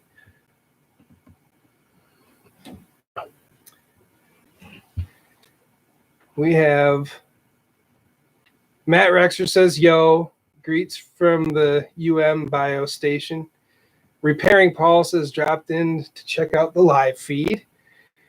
Curtis Dakerman says, so you're saying there's a chance. I wish I knew what that was referring to. And he said, oh, Stout totally disrespected the source material. Yeah, absolutely. Matt Rexer says, it was disappointing as a kid for sure when no one looked like they should, though Dolph was pretty close. I mean, maybe his face, but I mean, he didn't even have furry underwear. It was like leather. And and we've said this before, if you change He-Man's look Yeah. in any way, like even the slightest bit, he's got a very particular look. I don't know, that whole the emblem on his chest, and if it's not that HM or the cross, I mean, it's not He-Man anymore. He's gold, and come on. He didn't have gold. He was more silver or gray. Repairing Paul. The only movie that nailed putting a comic book on screen was TMNT 1990. Absolutely best comic book adaptation movie ever. Agreed. Still to this day, that movie holds up. They even added a little bit of elements of the cartoon in it. So, Matt Rexer, in modern era, Sin City is a perfect reflection of the comic. Now, I've seen Sin City, but I never read the book itself. But I love the look of that movie. Very, I don't know, it was like black and white, but then they would accent things with color, like blood and stuff like that. Thing going on there. I would like to see some more stuff like that. Although I think they might have tried that with another one. I remember Sam Jackson being in something like that. Matt Rexer says woo, and I don't remember why. I don't know why. Repairing Paul, Patreon members unite. Yes! Seriously, you guys, thank you. You're definitely helping us out pay for this every month. Yes, sir. We appreciate it. Curtis Ackerman, by our powers combined. And Matt Rexer just finished the Omnibus. Great stuff. It's freaking expensive. I know. You going to get it? Someday, probably. Yeah. Bastard. Matt Rexer says, brain has exploded. Think he's crazy. Says Gem, Transformers, and Humanoids and G.I. Joe are in the same universe. Google Hector Ramirez. All right, I will. What you got there? You got a little cheese and meat combo? Want the rest? No, go for it, man. I ate before I came, and I had a bad day. So at lunch today, while I'm looking up Hector Ramirez, the mixed martial arts guy who fought inside the UFC? Soap opera, Bold and the Beautiful. Am I looking up the fighter or the guy with the soap opera here? So today at lunch, I'm supposed to be trying this diet thing, right? Mm-hmm. Which is basically me not eating sugar most of the time. Mm-hmm. That would help. So I get 2 pickles, like those pickles in the packages with like the juice and stuff. One's like a normal dill. The other one is like sour, it says. Mm-hmm. And then I actually got some stuff like that, some meat and cheese and whatever. None of it's really good for me except maybe the pickles, but whatever. It wasn't a piece of cake, Right. So in my head, I'm like, so I ate one of those pickles, drank the juice, and I'm like, that was good. I'm going to get the second one in my guts. So I went for it, and my buddy Mark's sitting across from me going, you are just going to totally mess up your guts. I'm like, but it's delicious. So I ate it, drank the juice. Not more than 15 minutes later, I was done for. Oh, Absolutely. you Like, drank pickle juice. yeah, like I love pickle juice. It's Really? freaking good. Yeah, it's like I'm pregnant. I like pickles. Oh, the juice is real good. Oh, man. But man, don't drink 2 things worth of it. Yeah, it's crazy. So Matt, I'm trying. I don't know if you're still. And somebody's watching here. Matt, I'm trying to. This Hector Ramirez. I spelled it the way you did, dude. The pickle juice. I'm telling it. It was like. Okay, so I went to the bathroom and I had to do number 2, and it sounded like a number 1. That's all I'm saying. And I had to do it several times. It was not fun, and that was my own fault. I do that to myself. Oh,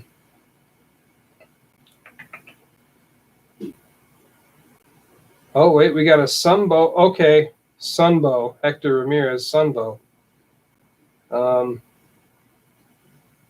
Whoa, it totally did something to me here.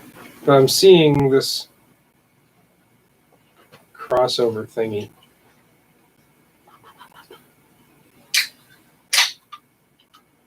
I think this is going to take me way too long to read this whole thing. You got like the Hector Ramirez for idiots. He's a fictional TV journalist in the cartoons Transformers, G.I. Joe, and Inhumanoids. So he was in all of them. Now I get it. All I had to do was look at the description instead of press on it. So that's how that works. Yeah, you could pull off something like that probably. So, yeah, he says, yep. So yeah, we haven't had to do this before. My iPad was supposed to be charged, and when I got home, it was at 0, and I had to rush from work when we got here. Charged for a little bit at Travis's while we were eating. It got us this far. Got us an hour in. Yeah, hour and 4 minutes. But we've got how many questions we got left? Am I gonna read the Paul Linz one, or do we just? Sorry, Paul. And I even commented on it saying, dude, how am I supposed to answer that? So we have, let's see here. Oh, we don't have that many left. We have Matt Carlson, Matt Rodriguez, Jim Bagtaz, and Paul Guyton. Although he did want us to play this, it says, I'd love to hear you guys fill out this personality quiz I on wanted the air. to do that. Yeah, so I haven't even looked at it, so I really want to check that out. And then we were going to do the figure review. Son of a bitch. Because we just got those figures. And we've only got 7%. We'd be here all night if we wait. Well, if we can, where was it at? 4? 5. 5? All this time it's only gained 2%. Maybe if you, well. I'm afraid to shut it down. Because I'm in the middle of the recording. You think if you hit the power button that it would? I'm afraid. Unless I save it, but then I got to piece it together. How long does it take you to piece it together? Depends on how I do it.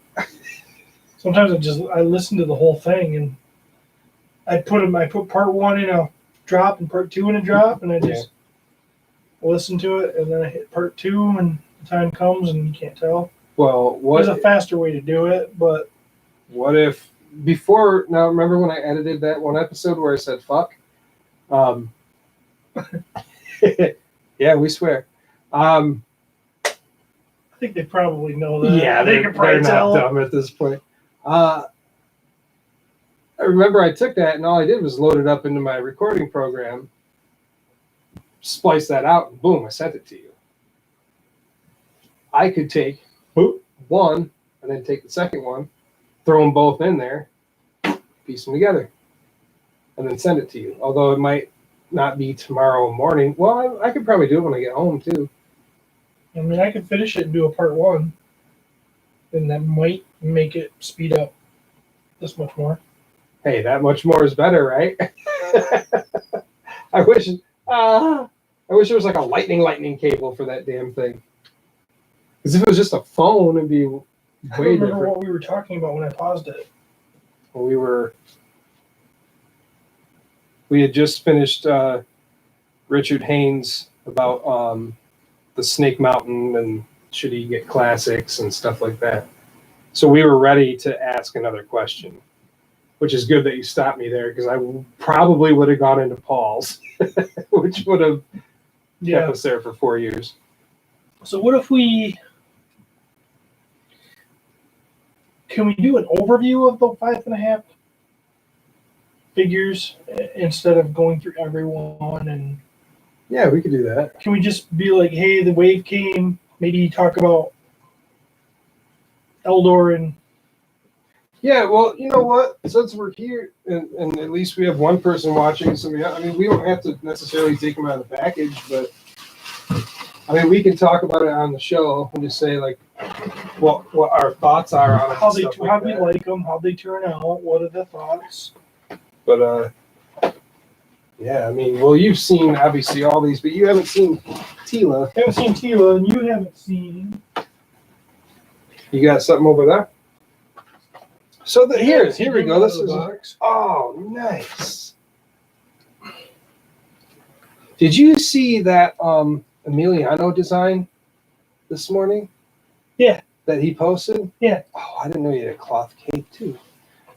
Of that, what was her name, Shirella or something like that? And her like little staff, or like if you shook it, the marbles would go in the different mouths of it. And it actually looked like Battle I didn't Cat. look at it that close. No. Yeah, I read his whole description on it. It was like, In fact, I saw one. No, that's not the one I saw. I saw a guy that almost looked like he was like based on Tranzor Z.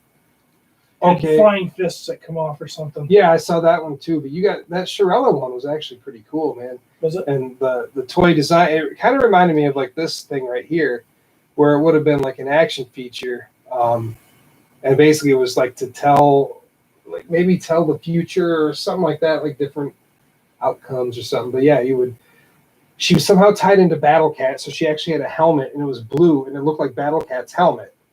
And then she was going to be part of Preternia. Yeah. I guess apparently there's a picture of her on some art, but I guess the person who did the art, which I'm unknowledgeable, just made her as like a regular tribes person, but instead he kind of turned her into this bigger role. And I don't know, it's really cool. You got to check it out. I absolutely love that they went with Vac Metal on him.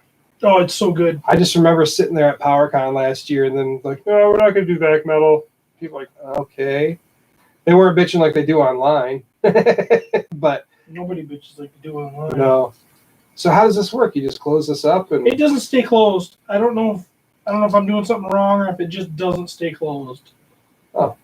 But I think it looks cooler opened up anyway. well, yeah, sure, but I can't get it to stay closed. If you push down on the gem, it'll close it, but it won't stay that way. ow,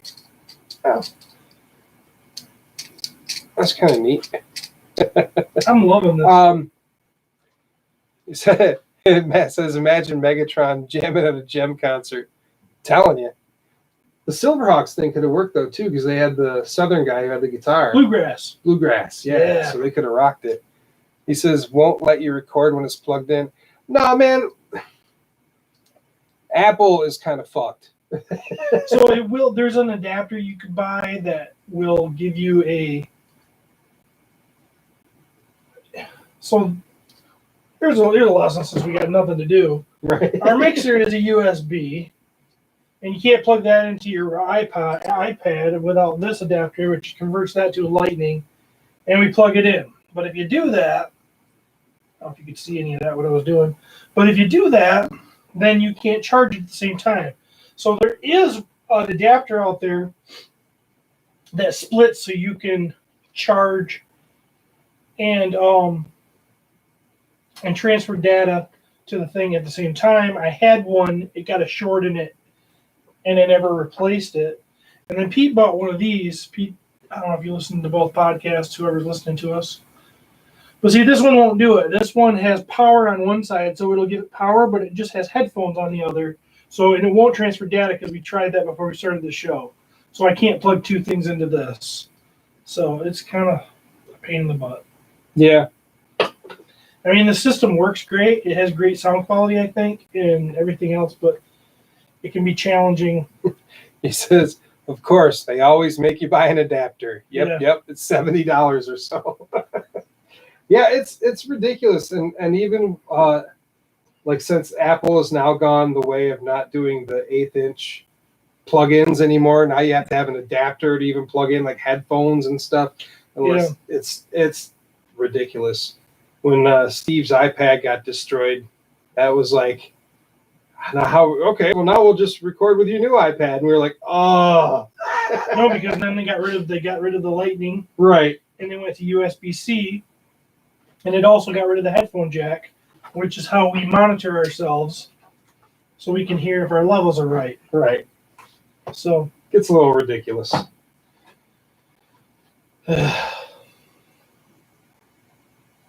Robot He-Man. This is really just a money grabber. Just a use of... I may not even open that thing. Yeah. I don't know. I mean, like, I like the robot face. It looks very like, damn it, what's that movie? Where the came here to do two things: kick ass and chew bubble gum. And I'm all out of bubble gum. And they live, or they like where they wear the glasses and then you can see like the alien people. Yeah, they live. He got it. Okay. I Yep. haven't seen that. Yeah, it kind of just sort of has like that face to it. But I don't know. It's actually pretty cool. I don't know why there's such a gap in the leg to underwear area, but I like it.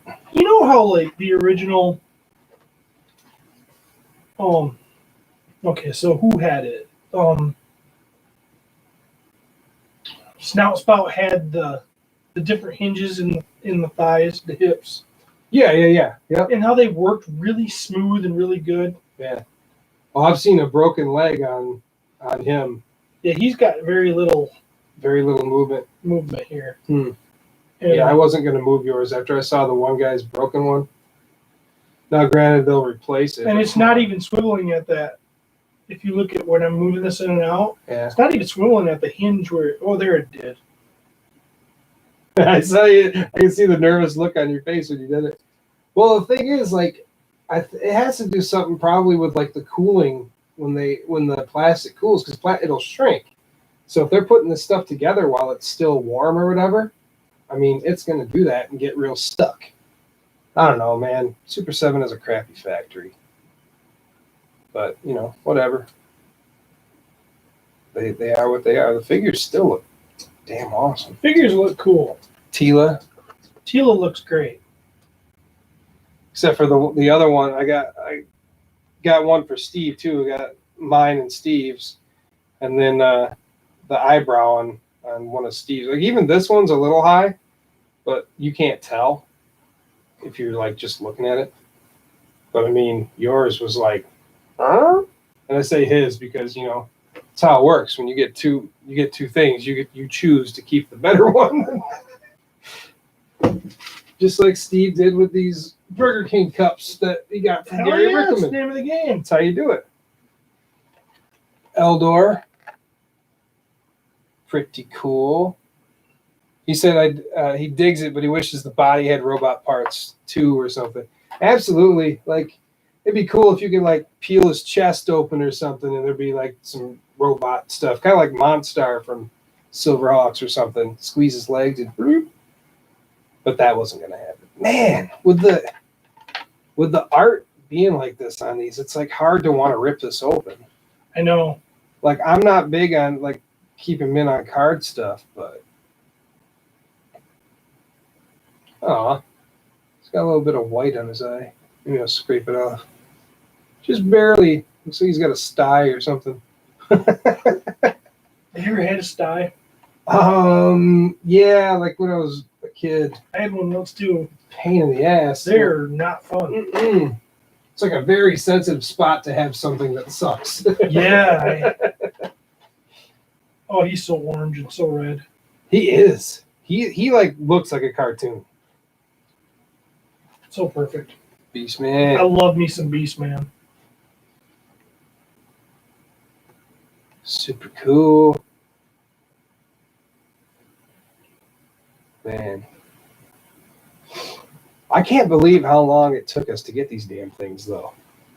Like thinking about when we order them. Uh-huh. I mean, we ordered these right after PowerCon.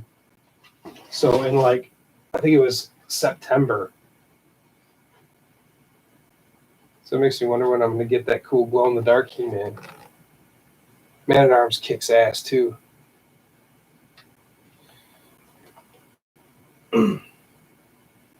God, it's perfect. I know, he's good. Perfect. Where are we at? We're at 8%. You want to play some video games or something? No, I was waiting to get to 10. I was hoping we could go see how far we could get. Get a little nervous when we get below 5. Does your Yeah. iPad just shut off on you? Have I ever had it do that? Yeah, like get down to where it's like 5% and just shut off. No, not at 5%. Okay, because that's why I stopped it because I know. It's probably a good idea anyway, just to be safe, but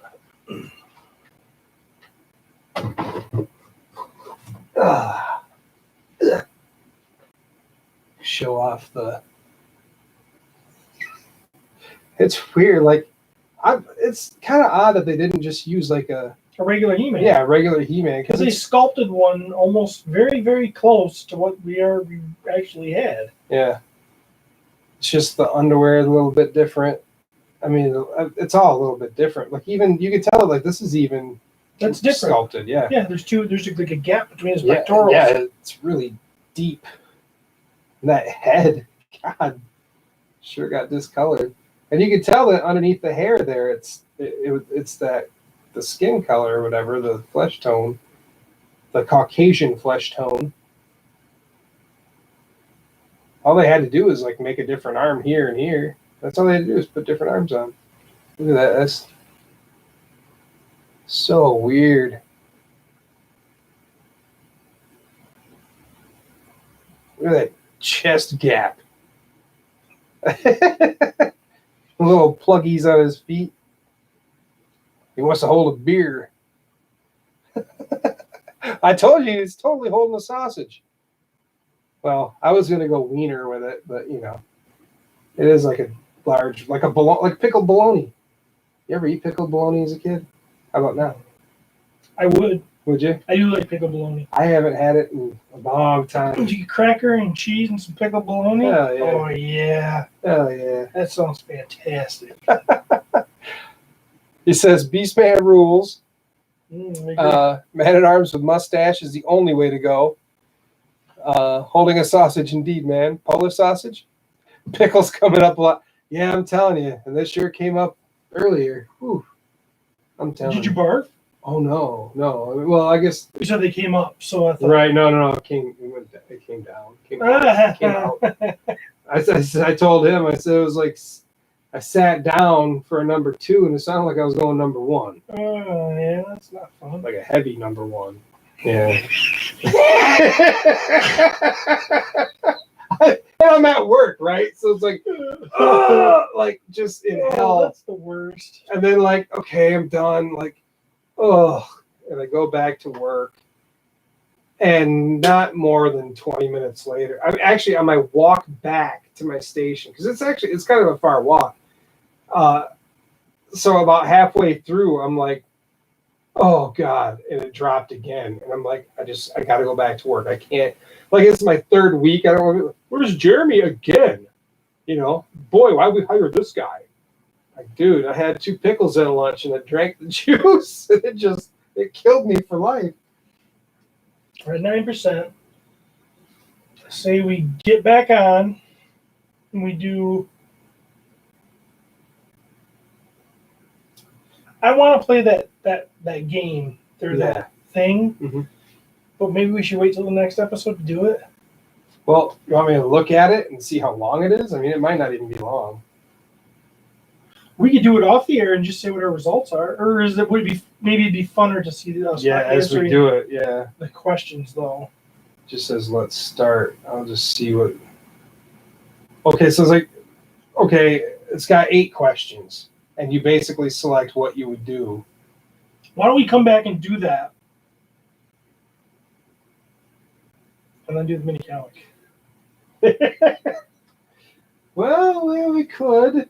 We could. I mean, we'd have to skip the figures, but we can skip the figures. I don't think that'll be an issue because we can work that out. I mean, we could even do those next episode. Yeah, we could do them next episode. I mean, Pixel Dan's already reviewed them. People have already got them. They've already seen them. Do they need our opinion? They're not waiting for us to. Yeah, that makes sense. Let's see if the questions are hard. Matt Carlson asks, "What? Oh, did we already ask that? That's what it was. We already asked it. What characters, people, group would you like to know more about? For me, it's Stratos and the Bird People." We were in the middle of thinking about that, and then we paused it. We can't come back and be like, something else. You gotta be like, oh, well. And then Matt asked, I recently came across a figure I really like the look of. It's not Motu, but that doesn't bother me.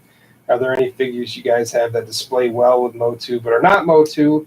Or any figures you just like that are not Motu? He said Motu a lot. Well, yeah. I mean, well, yeah. I mean, it's kind of a shorter one. I can come up with a quick. I gotta think of people that races on, or that's something I want to see more of. Because I'm trying to think of the ones, and I've already seen more of them. Like Whiplash people. We saw those in 2000X. We saw. Who else is there? The good guys, I can't think of another. Like, It's just what you want to know more about. So, he really likes Stratos. That's like his favorite dude. So what you get is what you get in certain episodes, I know my answer. It's going to be, I want to know more about Skeletor's race of people the guard. from the original. No. From the original mini comic. Written by Don Bluth. Don Bluth. I'm never going to remember Don Bluth. I should have. So mad.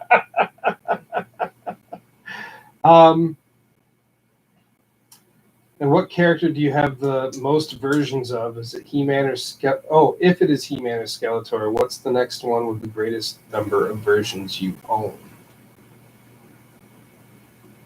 There isn't. What's the character? There's no other variants, is there? Besides He-Man and Skeletor variants? What's another? Well, I guess there was like Hordak. Oh, Hordak had variants. Yes, he did. Hurricane Hordak, Buzzsaw Hordak, regular Hordak, and that's it, right? Right. Unless, yeah, because those are the only figures. I guess She-Ra had variants. Right. Yeah. Bubble Power and. Catra had a couple variants. She had a scratch and sniff. Scratching sound or something. I think it actually made like a noise or something. I have her, or I had her. That's, if I go with classics, it's going to be Skeletor easy. But regular, I have all the vintage ones except for the. There's an equal number of Skeletors versus He-Man variants in classics, right? Every time they did a He-Man variant, they did a Skeletor variant opposite, didn't they? No. Well, unless because are we counting Vicor? Are we counting Wondar? Are we counting Ular? Oh. Yeah. So He-Man. I have more He-Man than I have Skeletor if you count that. And then there's Anti-Eternia He-Man, but does that count? It It's a still has his variant. name. Even though it's supposed to be a different character. And then Paul Guyton wants the list. We can skip a figure review. We can just do. Where are we at? 10? Well, no, but I'm getting impatient. I'm getting impatient, he says. All right. So we'll pick up on that one about what would you like to see more of. Yeah, more the race. Oh. I hurt my belly.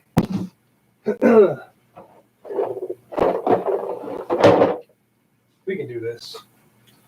We can. I think we can. Well, with 9%, we could probably still get a good 20 minutes or so.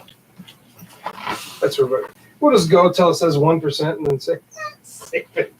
Plug it in and then do that thing. All right. And if we lose this whole thing, well, we'll just have to do the MP3 of the video. So, okay. Which.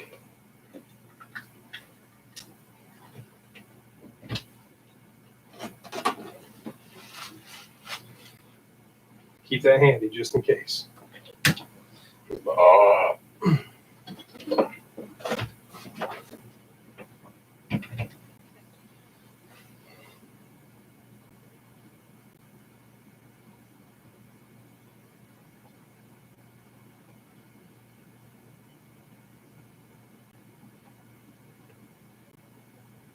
Hello. There we go.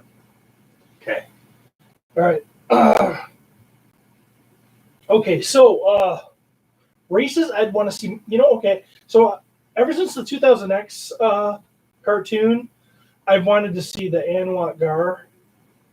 The cyclone. Yeah. I would like to know more about those people. They didn't really elaborate on that too much. No. That makes sense. And what's weird is they gave us a lot of variant or people. Like they gave us Clawfuls and Whiplashes and stuff like that. Would Modulok? It depends on what version you go with him, really, because was he a scientist that created and turned himself into Modulok like the cartoon? I would have to go with Skeletor from the original 4 mini comics when they said Written by Don Clute. Don Clute. You know, I Drawn still would have forgotten that. by Alfredo Alcala. Or Alcala. We're not sure now. I'm confused. I'm going to call him Alcalala. I would say when they said that Skeletor had a race of his own people, Yeah, you want to know more about that I race? want to know more about That's his race yeah. of people. Because according to that picture, they all looked exactly like him. So now I want to know if the girls look like that too. If they mate and have babies that have little skull faces. Like, I want to know about this. And maybe even He-Man's tribe. He had a tribe. He must have had a mother and a father there, right? Yeah. It wouldn't have been King Randor and Queen Marlena. So, No. Yeah. All that's right. what I wanna know. All right. Thanks for the question. Yeah. Matt Rodriguez recently came across a figure that I just really like the look of. It's not Motu, but that doesn't bother me. He had a picture of it too on the Facebook page. That forearm thing? Yeah. Yeah, it was pretty cool. Are there any figures you guys have that display well with Motu, but are not Motu, or any figures you just like that are not Motu? I mean, that's a lot of things, of course. But Okay, so here's the deal. I am well known as a guy who doesn't mix toy lines. yes. But I will say that if I can find a lot of the like Galaxy Warriors from Yeah. the 80s, those knockoffs, Warrior Beasts and stuff, I will stick them on the shelf with Motu stuff, with Masters of the Universe stuff. That's And I have them on my shelf Right. with Masters of the Universe stuff. right. You see, your whole setup there is kind of like all willy-nilly. Like, there's stuff everywhere, so you're always looking. So that definitely works for you, whereas I have shelves that are specific for exact figures. Most of the 5.5 scale stuff, I put them all together, but my answer is probably basically what you said as well. Those Warrior Beasts and stuff like that. I like the Realm of the Underworld stuff too. Anything that Oh, yeah, that stuff's cool. Michael Zolotaro has been putting out. Mhm. I don't know that I put them next to my Masters figures, but I do have like one shelf that's all like weird bootlegs and Warrior Beasts and just weird stuff like that, like all put together. I call it my weird bootleg knockoff shelf. So Yeah. but they can hang out with He-Man any day. That's fine with me. He-Man, I got him up there. Nice. Yeah. So, Jim Bagtaz, what is the character you have the most versions of? If it's He-Man or Skeletor, what is the next one with the greatest number of versions you know? He-Man would be the most for me if you count, especially if you're counting like classics versions of. I don't know what he means exactly.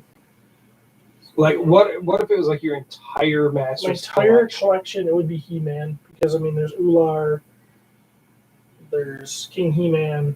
And I'm sure you have like some, even like if you threw in like loyal subjects and stuff like that. Yeah, it's He-Man. Skeletor second easily. And then the rest of the stuff. I mean, I've got a few doubles. Like I've got a couple Battle Cats, vintage Battle Cat, and I've got. Well, no, they're the same thing though. That's not different versions. Yeah. So then I guess Hordak would come in third because there's a few variants of Hordak. And that's about it for me. I can't really think of. You know, with me, if it's He-Man and Skeletor, I almost have them pretty much even. I do actually have more Skeletors on display because I have like alternate versions of him. One, like, I have a commemorative version, so automatically that makes me have more vintage because I don't have a commemorative He-Man. So automatically that gives me one extra there. Out of the classic stuff, probably the same. Plus, I have 2000X, and I have more variants of Skeletor there as well, including like the Disco Skeletor and stuff like that. So, Skeletor is probably my number one, and not picking He-Man as number two, I would probably have to say Hordak.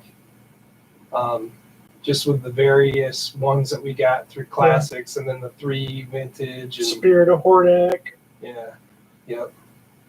Buzzsaw Hordak, Hurricane Hordak, regular Hordak, Filmation Hordak, then the real Filmation Hordak. And then the 5.5. Oh wait, is that what you're saying? 5.5. No, they did the Filmation Hordak that was blue, but it was the same sculpt. Oh as the yeah, other one. yeah. Then they did the actual Filmation Hordak. Right. So yeah, it would be Hordak for sure.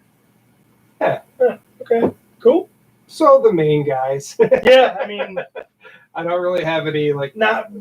there's just not that many other variants of the other ones. Right. I mean, vintage. I could probably say Tila because I've saved.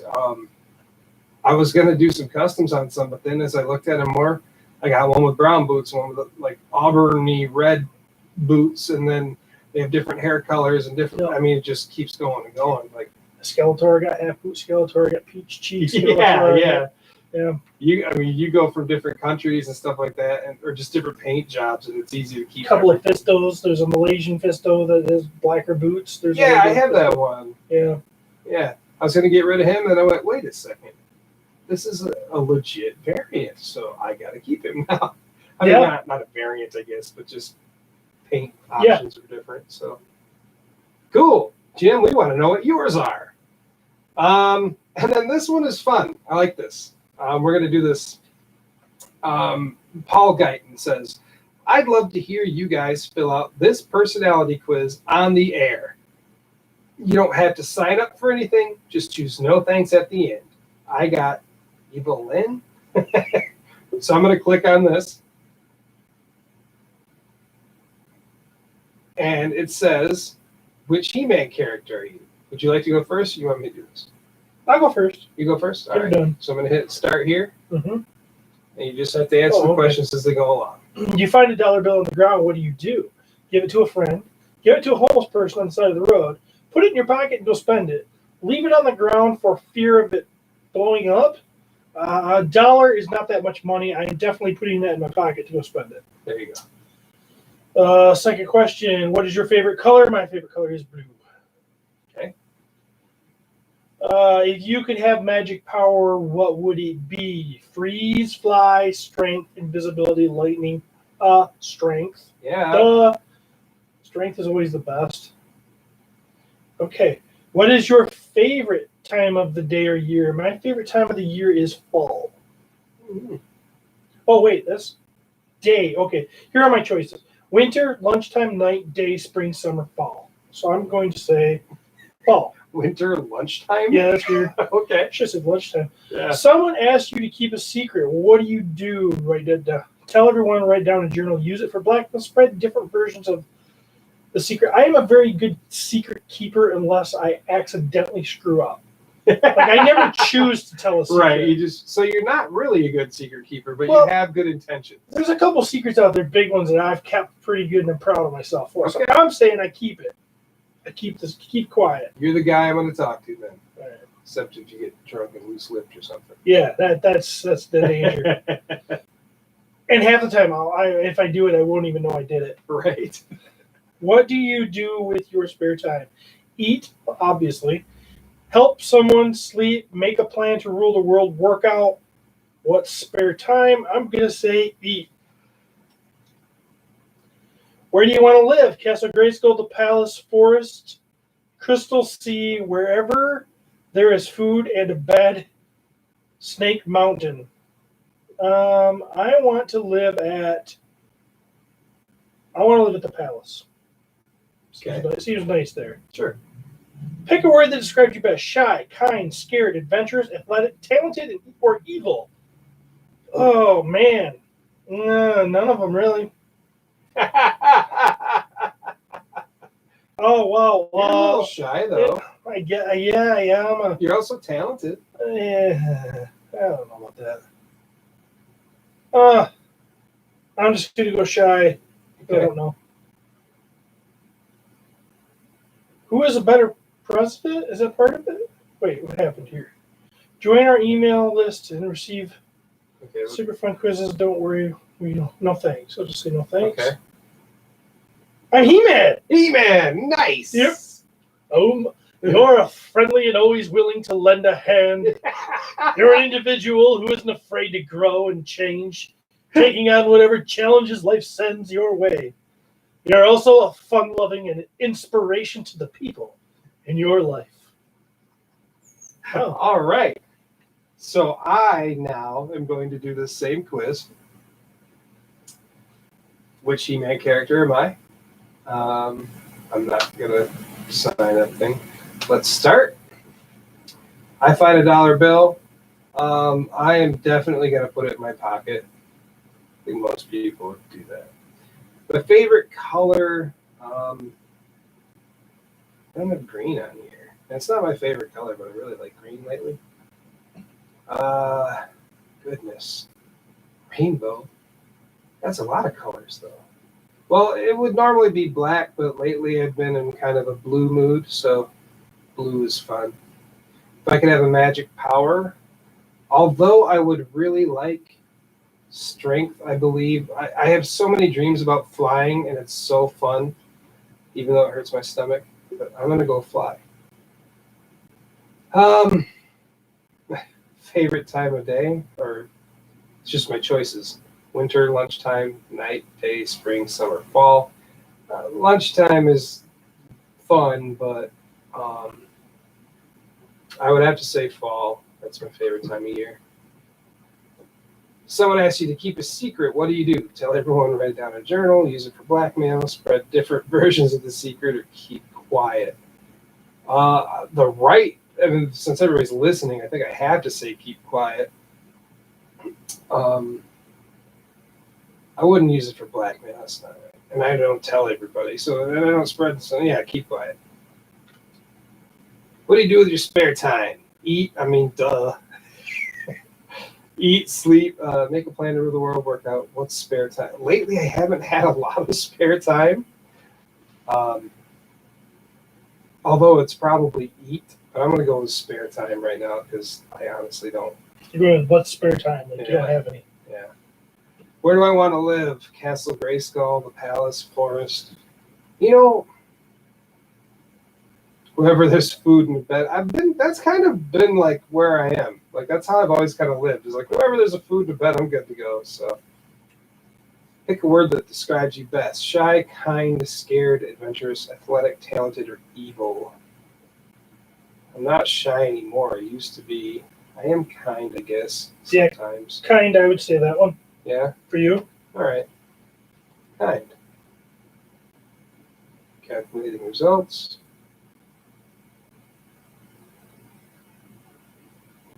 He-Man! You're He-Man? Oh, you're the sorceress? Yeah! Oh, wow. Taking on whatever challenges life sends your way. You are gifted to see the big picture in life. You are very talented, and very few people are as smart as you. That's total bull honky. All right. That was kind of cool. Thanks, Yeah. Paul. And that's it. That's it. So that will bring us on to, let's do the mini comic review. Let's do the mini comic review. All right. And we're looking for that, right? Bye. It's the one that does that. No, I just can't find it. There it is.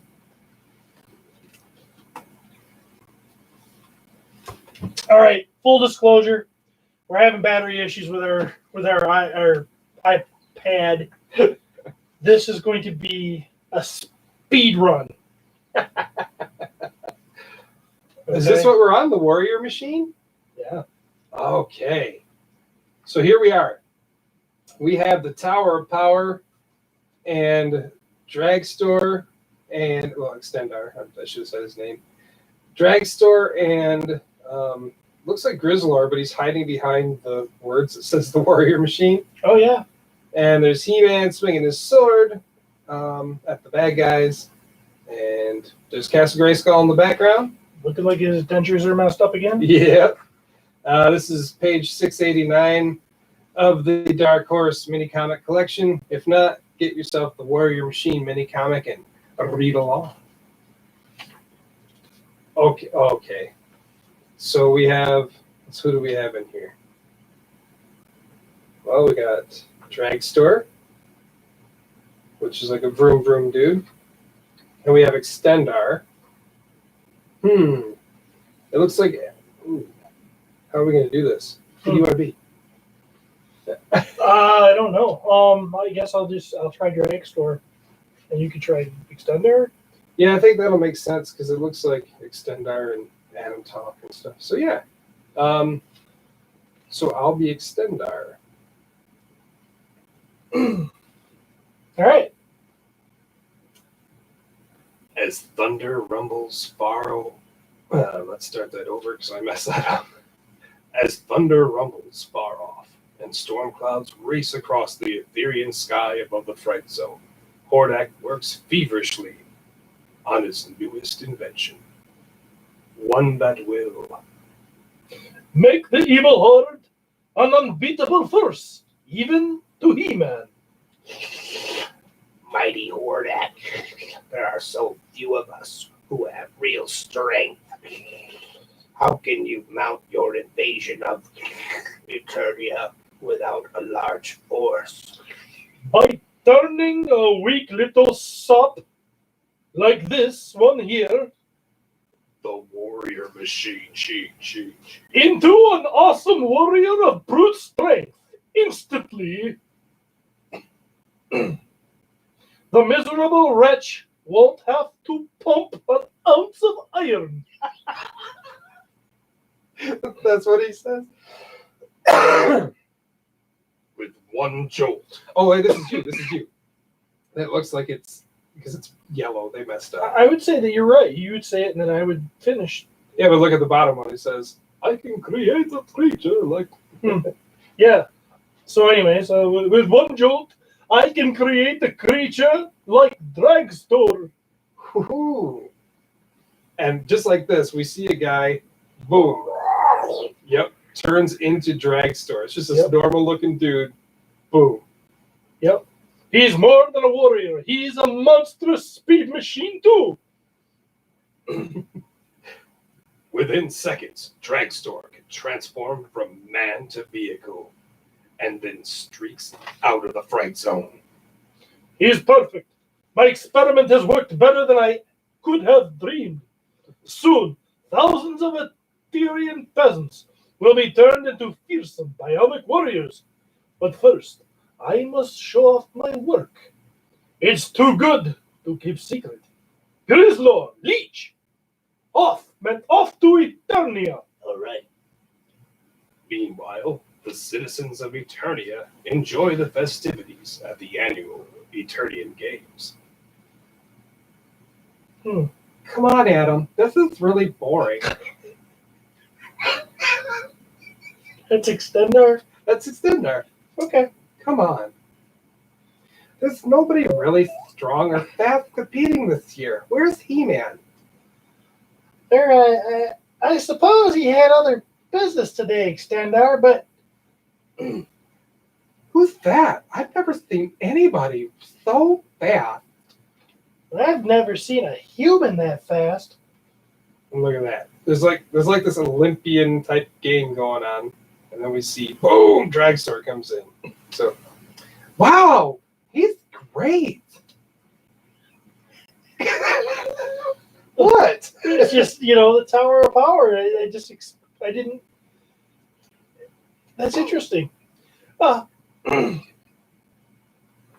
Hey, he's not going into the turn. He's headed straight for Extender. Watch out! Dragstore comes through. Extendar jumps up. Seconds later, an unwelcome visitor arrives. Hordak, what mischief brings you here? Whatever happened to hello, my pipsqueak prince? I come to introduce your friend, He-Man, to my latest creation, Dragstore. He is the fastest warrior ever. He's great. He was really moving. Extendar is in awe of this guy. Extender likes or thinks, yeah, he's definitely not scared. I don't think he's picked up on the fact that this guy's going to be a villain. No, even though Hordak's there. And I think Extendar is gonna like. I don't think he's gonna like this too much when he finds out. Just my thoughts. I'm afraid He-Man isn't around, Hordak. So you and your evil horde might as well head back to Etheria. Why does this feel like a fight on like a playground? Okay. But Hordak ignores Adam's order and moves closer to Extendar. You like what you see in Dragstore? Minutes ago, he was nothing more than a weakling. I can do the same for you. I can transform you into a mighty man of muscles, stronger than even He-Man. Extendar, don't! Stronger than He-Man? He-Man's my hero. If I could... Extendar, don't listen to him! He'll only harm you! Be still, Prince Ophis.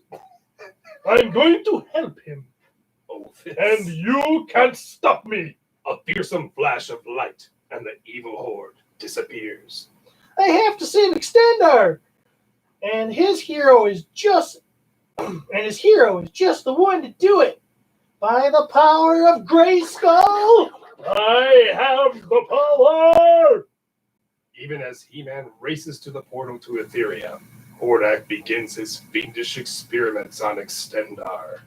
Since Dragstore may have gotten too powerful, I'll have to cut down on the power for Extendar. Dragstore's just in a cage. He just cages him up after. Yeah, he just throws him in a cage. Oh my god. Hordak's mean. That is mean. Suddenly, Hordak's experiment is interrupted. He-Man, don't you know how to knock? Science class is over, Hordak. Release Extendar. But has Extendar already become one of the horde? I'm not quite finished with Extendar yet, but perhaps it's time for a test run. Attack He-Man, Extendar.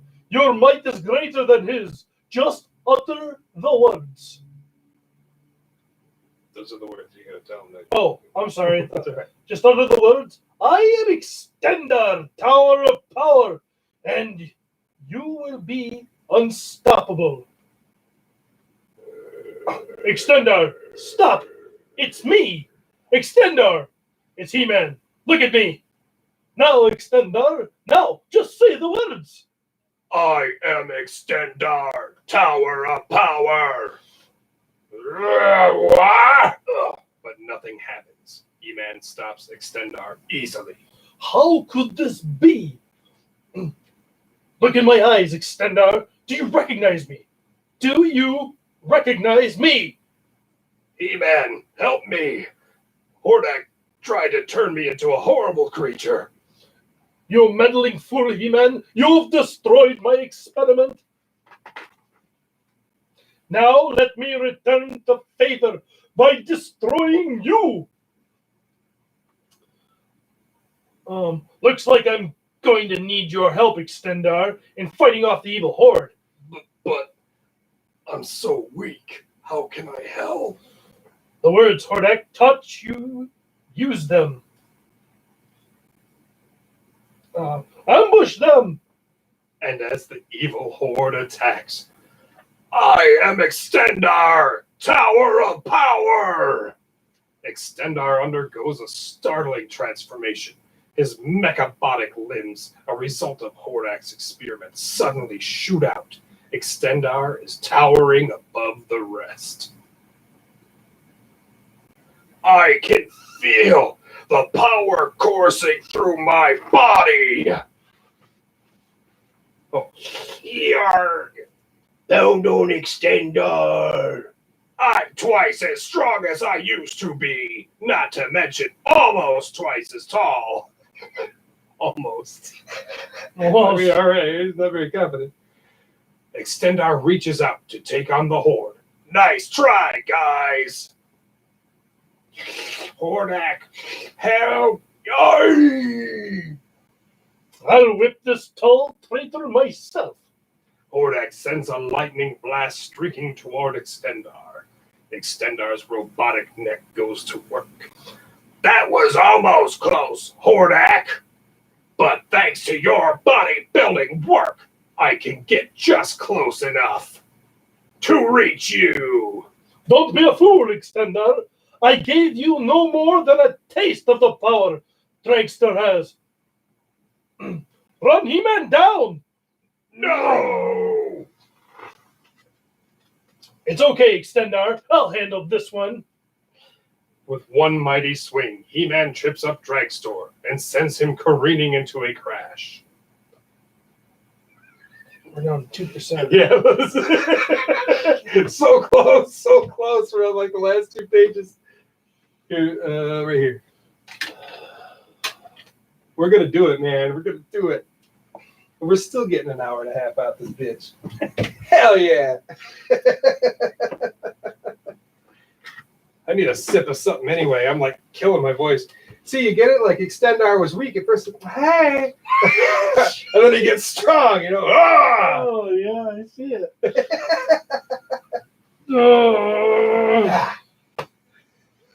We're so Almost done. What do we have here? Man, Moss Man, bitches, classes. Extendar's voice, oh man. Well, I had to go like he was dainty, like just hey guys, how you doing? It's just me, Extendar, hanging out and everything. But then when I get super powerful, I'm strong as a motherfucker. Let me grab a drink real quick. okay, Extender.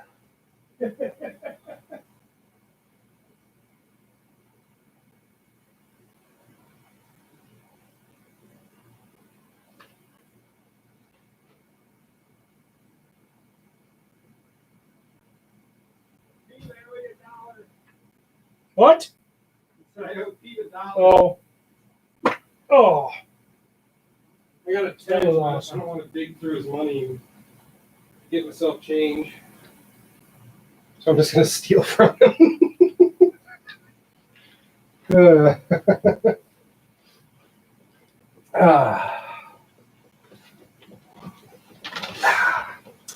I'm Yeah. tired. Yeah, me too. Been up since 5.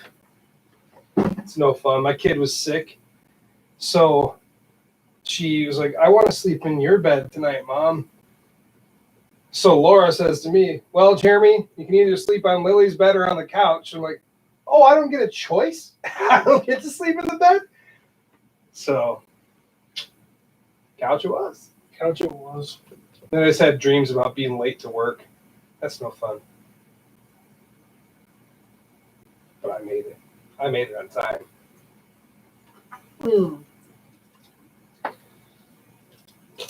So the only way I can figure out that this thing stays closed is if you redo it like this. Which is weird because when they have instructions on the box. And they show him holding it with it facing forward, and you pull his right arm back so you hear the click. Oh, okay. So maybe it stays together like that. Maybe. It seems weird. No, there's no way that It bottom. says push the magic crystal to make the sides of the staff close as shown. But then it goes around your finger. But then it says you push the button on his back to make his arm spring forward. Right. But that action feature isn't here, as far as I can tell. Which I think I remember Pixel Dan saying something about that not being there. So this just would have been what his action feature was back then. What do I take out of it? Now I want to rip mine open to see if it's the same deal. It just seems weird that it wouldn't click shut.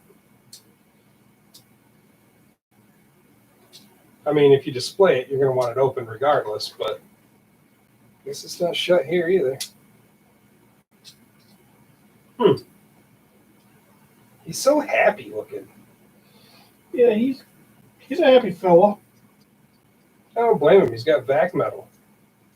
I had some vac metal too. I had a vac metal chest armor piece. I'd probably be pretty happy. Now I wanted to make battle armor He-Man with vac metal. Ooh. Tell me that wouldn't be badass. Didn't they do that in 2000X? You know what? They did. In both gold and silver. And one of them had more of a John Irwin type, I have the power. And one of them had a more Cam Clark. Yeah.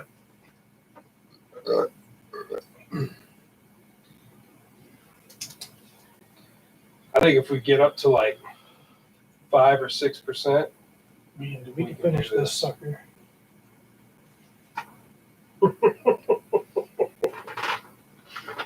ah, yeah. Next time I'll make sure the night before. That was just dumb on my part. I'm an idiot. Stupid. Stupid Jeremy. So this cup's pretty cool. Awesome. When He-Man comes to rescue Buzzle, we'll get him. I have a Burger King cup, but it is not this one.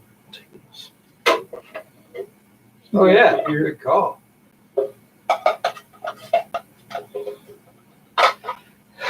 Have you considered getting your Wonder Bread Graded? graded? Yeah. Not seriously. I haven't either. I just heard something about it. You guys were talking about on My Wife's Gonna Kill Me, weren't you? Or maybe it No. wasn't. Maybe I read it. Somebody, I remember. Somebody was online trying to sell one or something, and everyone was like, "What, are you crazy? It's too expensive." And then like somebody took a screenshot of like what he's been selling for lately.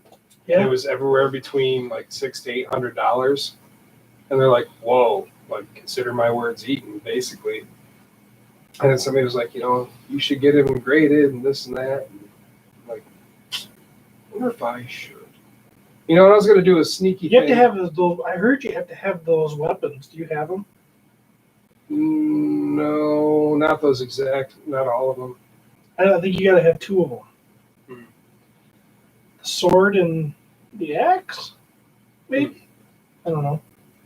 Did Manny Faces get those weapons, or was it just the same color as the one that Manny Faces got? I don't know. Yeah, I guess I won't. I was gonna. At one point, I was And I gonna. might be wrong in that. I don't Right. know. I was gonna get his arm. I was gonna take off his chewed fingers arm Mm-hmm. and totally just put a He-Man arm on it until you said the thing about the Inside of the inside of the arm, and I'm like, shit. Yeah. So now I have to check to see if mine has that. Because I guess I have to keep the chewed fingers one.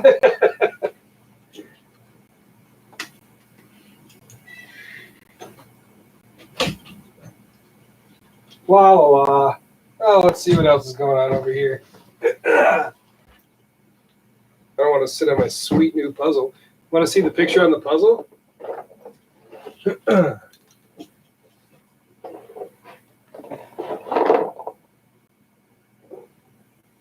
Check that out. Now that's some art. Orko messing with Faker. I mean, this is in really good condition. This will be my third copy of it I have now, but at least this one's complete. Pretty cool. Yes. It's odd that the sorceress is like on the ground back there. You think she'd be up in the window. And is that... Yeah, look at Manny Faces up there in the tower. And who's he shooting at? Zodak. Yeah. Teela in the attack track chasing after Evil Lynn. Yeah, see the sorceress back there? It's underneath that tower. Like, I'm just chilling by the tower. On the ground. Not inside the castle where I reside. Pretty crazy. Crazy stuff. And it looks... Okay. All right. Stratos is shooting beams out his fingers. Yep. I thought it was reversed. I thought Trapjaw was shooting at him. Look at that Stratos there. He's shooting the beam.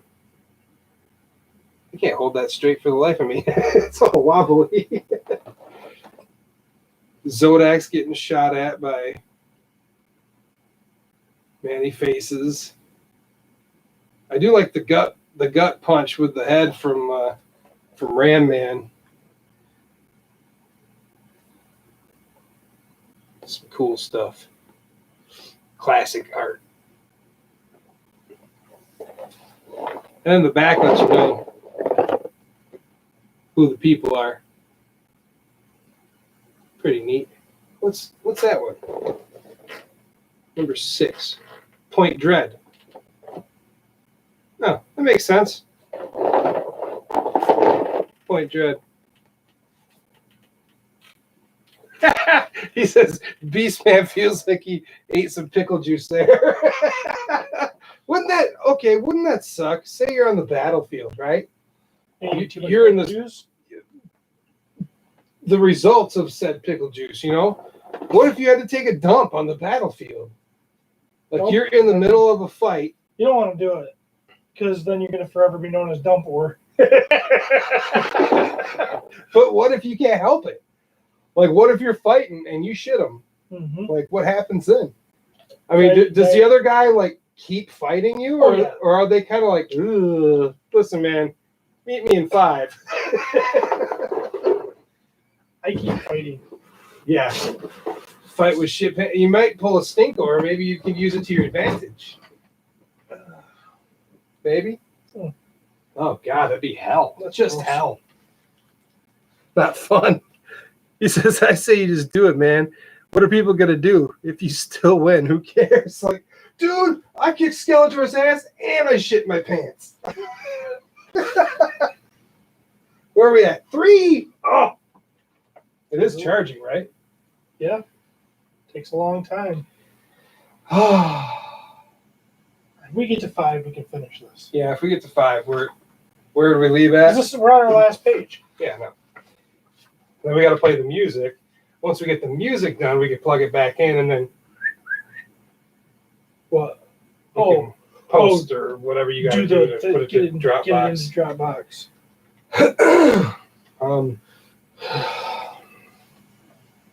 Looks like they messed up the name here. It's okay, Extendar. It's okay, Extendar. I'll handle this one. Is that where we're at? Yeah, I think I said that.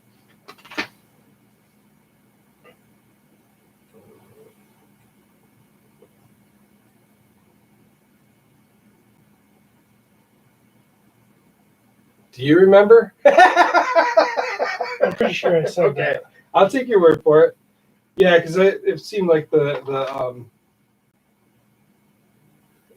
whatever that is, the narration was where we left off. Ready to do that. So we still got a couple percentages to get up here.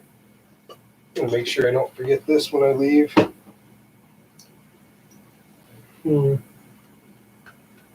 Interesting. So you got to check out the shredder then for the NECA? Yeah, that's cool. Isn't he awesome? He is. I can't wait to see what else they freaking deliver. I'm really curious when they're going to start showing some Super 7 turtles. Mm. Are you scared? Yeah, because I'm going to want them. Okay, all right, listen. I mean, we're gonna see Horseman sculpts first, and they're Right. gonna be beautiful. Right. How did you not become like a super Ninja Turtle freak like me? I don't know, because I think We're super close to the same age. You're like 1 year older than me. and I did play with them. I mean, I had all the first ones. I had Jesus, let me try to think. I had a lot of them.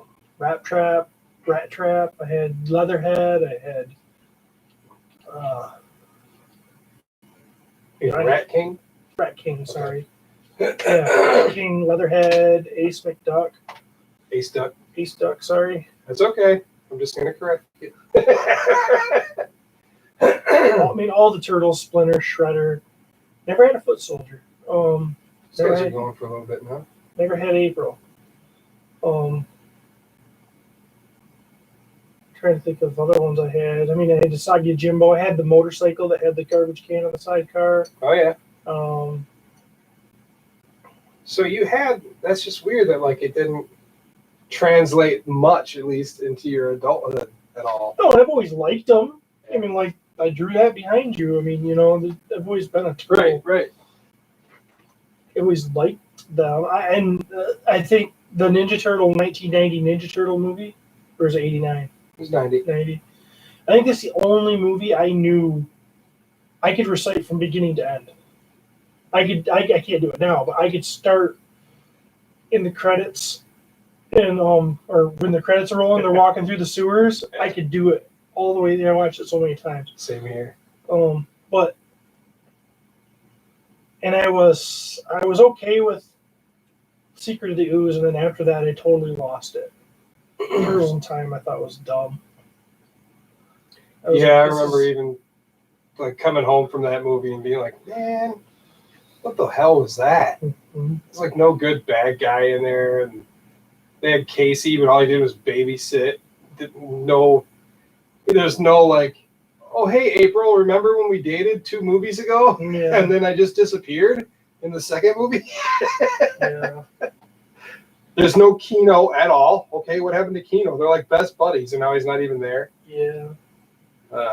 Just nutty. I had Shredder, I had the Splinter. I heard you guys talking about the frogs. Did you have any of the frogs? No, I always wanted Genghis. This is the first one, right? I The think one with the Hawaiian shirt I on. want to say Napoleon. Or Genghis. Yeah, he was the I wanted the one with the shirt. The Hawaiian green shirt. one. The green one with the Hawaiian shirt. Yeah, that's Genghis. Genghis. Oh, and I had what was that other one I had? Shoot. I just thought of them. Oh, I had Baxter Stockman. Oh yeah. Can't think of any vehicles I had besides that bike. I didn't even have the turtle van as a kid. I know. I had that. I had the mutant module, like the big thing with the drill on it. Mm-hmm. But Sagio Jimbo was one of my very favorites. he's still pretty sweet. No, I don't know. It just didn't stick with me as far as not like G.I. Joe and He-Man did. Right? Did you ever get into like real Ghostbusters? No. Not at all. Crazy. Nope. Yeah, it didn't last super long, but man, some of the crazy art. Like if you watch that shit now, dude, that's still some nutty ass art. Like creepy monsters and shit. Like for kids, man. No wonder I'm so messed up. Like you should have seen some of the stuff I used to. There was the draw. other Ghostbusters I used to watch. Oh, the Filmation Ghostbusters. Yeah. With I never had any toys. Tracy the gorilla. Yeah. Yeah, I never had any of the toys either. I did watch it. It was like, go, Ghostbusters. Let's let's go. Yeah, yeah. I told him it's like, next Ghostbusters. And you're like, well, all right, I guess. Like I'm excited and I'm in for whatever Super 7 comes out with pretty much. If it's cool, And I'm getting in and I'm gonna keep going. yeah, well, from what I'm hearing, like he said that they talked it over with, like they basically have been in talks with NECA and Super 7, and they've decided, I think they worked it out to where NECA is going to do more of like the animated. Yeah, and these are gonna be more based on the toys. These are going to be Teenage Mutant Ninja Turtle classics. Right. They're going to be like the He-Man, the Turtle version of He-Man classics. Exactly. So it's going to be the toys that we got as a kid, but reimagined for now. And I think that's going to be amazing. I'm really curious how they go. Like the turtles are going to be like seeing the turtles is going to really be the thing that like makes me go, all right, we're freaking in, because NECA nailed the cartoon look Mm-hmm. 100% from those first, like that first season. I mean, I'm just curious to see, like, oh god, because those first 4 original Turtles, those are badass, like to this day. Because I mean, they made them based on like the comic look, but then they added, the belt buckle and the colors. And, Oh, I love the different colors. I always loved the Donatello, the dark green here.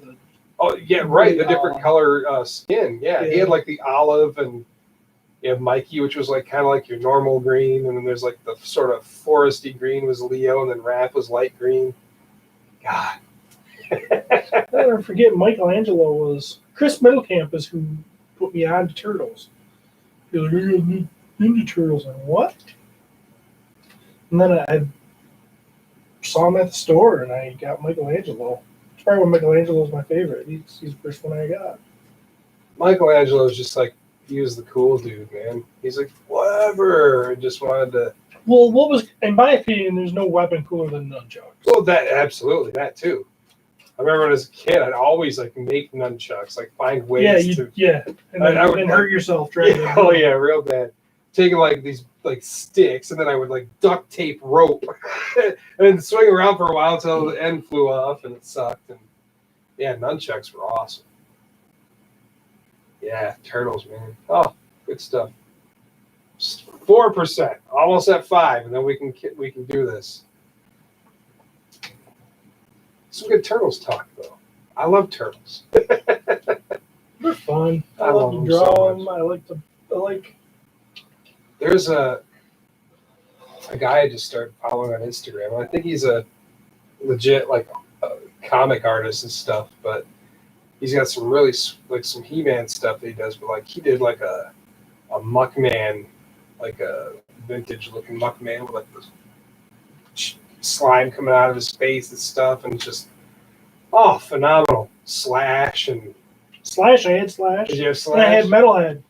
Oh, Metalhead, yes. Slash was like, he was one of my absolute favorite figures. Slash was awesome. You can't go wrong with an evil turtle, but you can go wrong with a chick turtle. Remember that, folks. Although that dude who I'm talking about, but I can't remember his name, so I can't promote him or anything. He totally did a Venus. She looks amazing. I have to find out who that is. Here's my phone. See, I don't remember Venus at all. It must have been out. Oh, well, it was the live action show at that point anyway. Hmm. They did the next mutation after the cartoon was done in '96.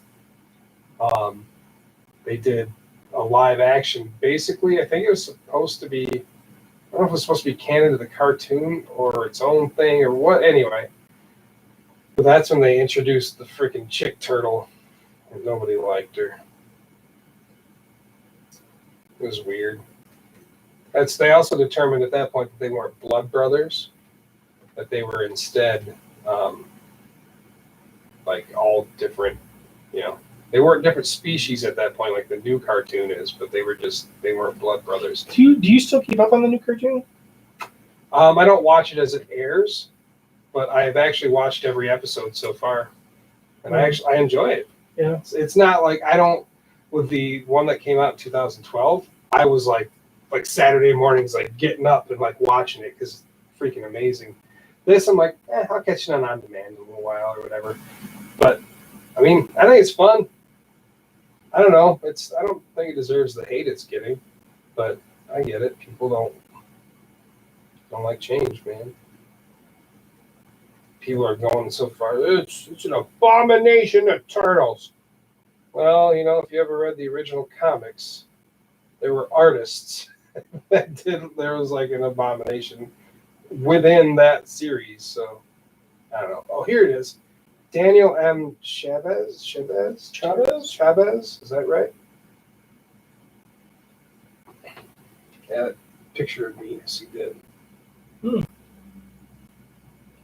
Guy's got some amazing work, man. We almost there? We are there. All right.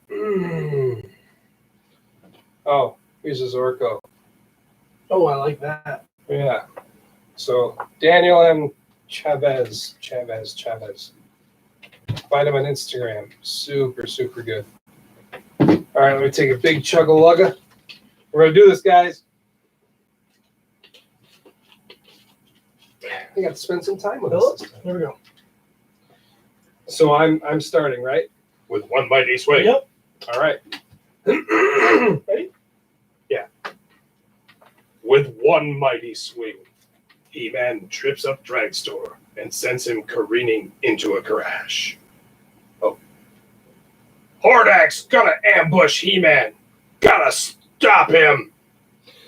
Maybe you are stronger than my experimental warrior, He-Man, but you're not as mighty as me. In an instant, Extendar reaches out to smash a pair of pillars and sends them crashing down in front of Hordak. This is not a fair fight, He-Man.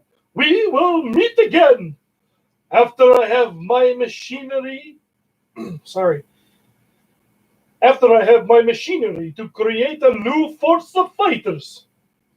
Hordak won't be using this machinery again. Twang! All the nuts and bolts flying. He-Man just smashed it with his power sword. It looks like Extendar is unextending. Pew, pew, pew, pew. Mm. I guess I caused you a lot of trouble, He-Man. Hordak's offer was just too good to pass up. Well, you do have a lot to learn about the evil horde, Extendar. But remember, one thing. Strength is something you have to work for.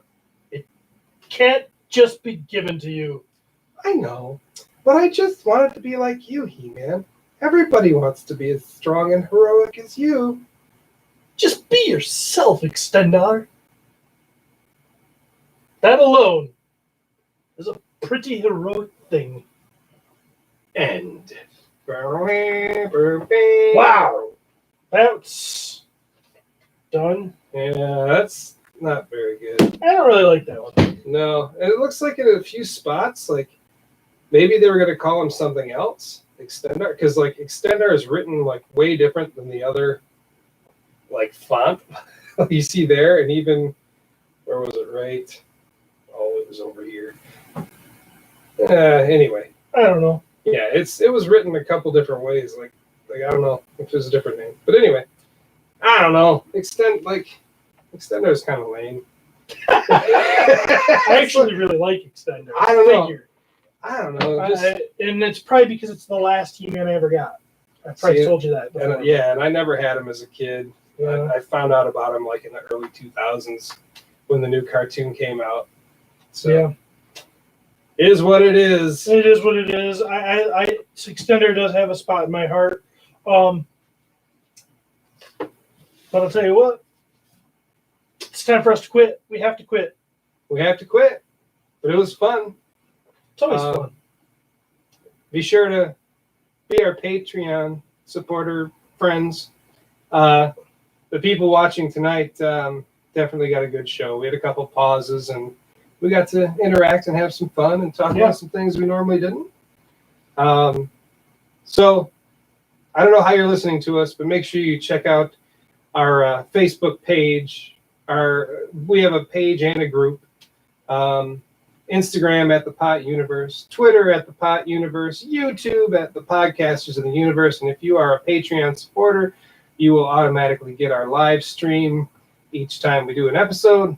Listen to us on Podomatic, Stitcher, iTunes, Spotify, and give us a 5-star rating because we deserve it and we are cute. So yeah, Yeah, you like that? I do. I like that. We are cute. My mom tells me I'm cute. All right, everybody. I hope you enjoyed the show tonight. We enjoyed doing it for you, and it's time to go away and absorb some more Motu goodness so that we can come back in a couple of weeks and do this all over again. And until that happens, we will see you around the universe. I never know how I'm going to get there, but I get there. What's that? So I never know how I'm going to get there, but I get there. You always do. You're like, "Pew, see you around the universe, motherfucker." We did it. And it was still an hour and a half. I was like, we're going to be done in 20 minutes. We did it.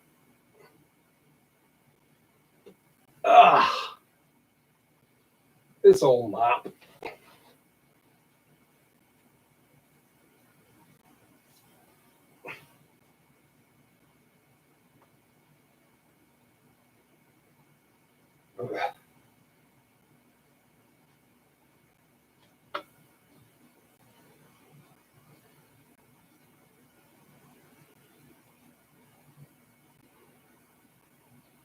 Got a Turtle Burger King cup here, huh? Those beats. Yeah. I love this old, even though they're all smiling and whatever in this old art here. 45, right? Yes. Yeah. Even though they're all smiling and stuff, like they still, like they all look legit. Like they don't look weird like that damn new retro style art. I've been bitching about that a lot lately. They've been taking turtles and I showed you some stuff where their eyes are too far apart or whatever. Yeah. But they take that and they like give them like abs. It's not even abs. It's kind of like ribs, but it looks like abs like in their shell and Oh, really? yeah, they're like a I've little seen that. stylized and like. This is how it's supposed to look. If you're gonna draw them happy and weird looking, like do that, or just do them like the cartoon. I'm sorry, I bitch a lot about that stuff, but I can't help it. It's just not nice. But that's cool. I dig that. But you look up like, oh, I put TMNT and I just put M. Oh. This Bebop and Rocksteady looks a little different. Well, they're on the beach. And of course, now that I put this in, it's not going to show me any like current art.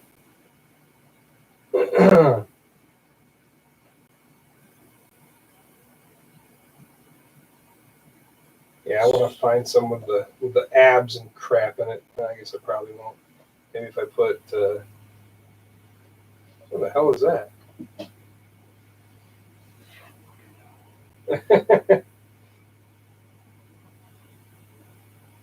I was trying to find it the other day because I was bitching, but oh well. If I find it, I'll show you.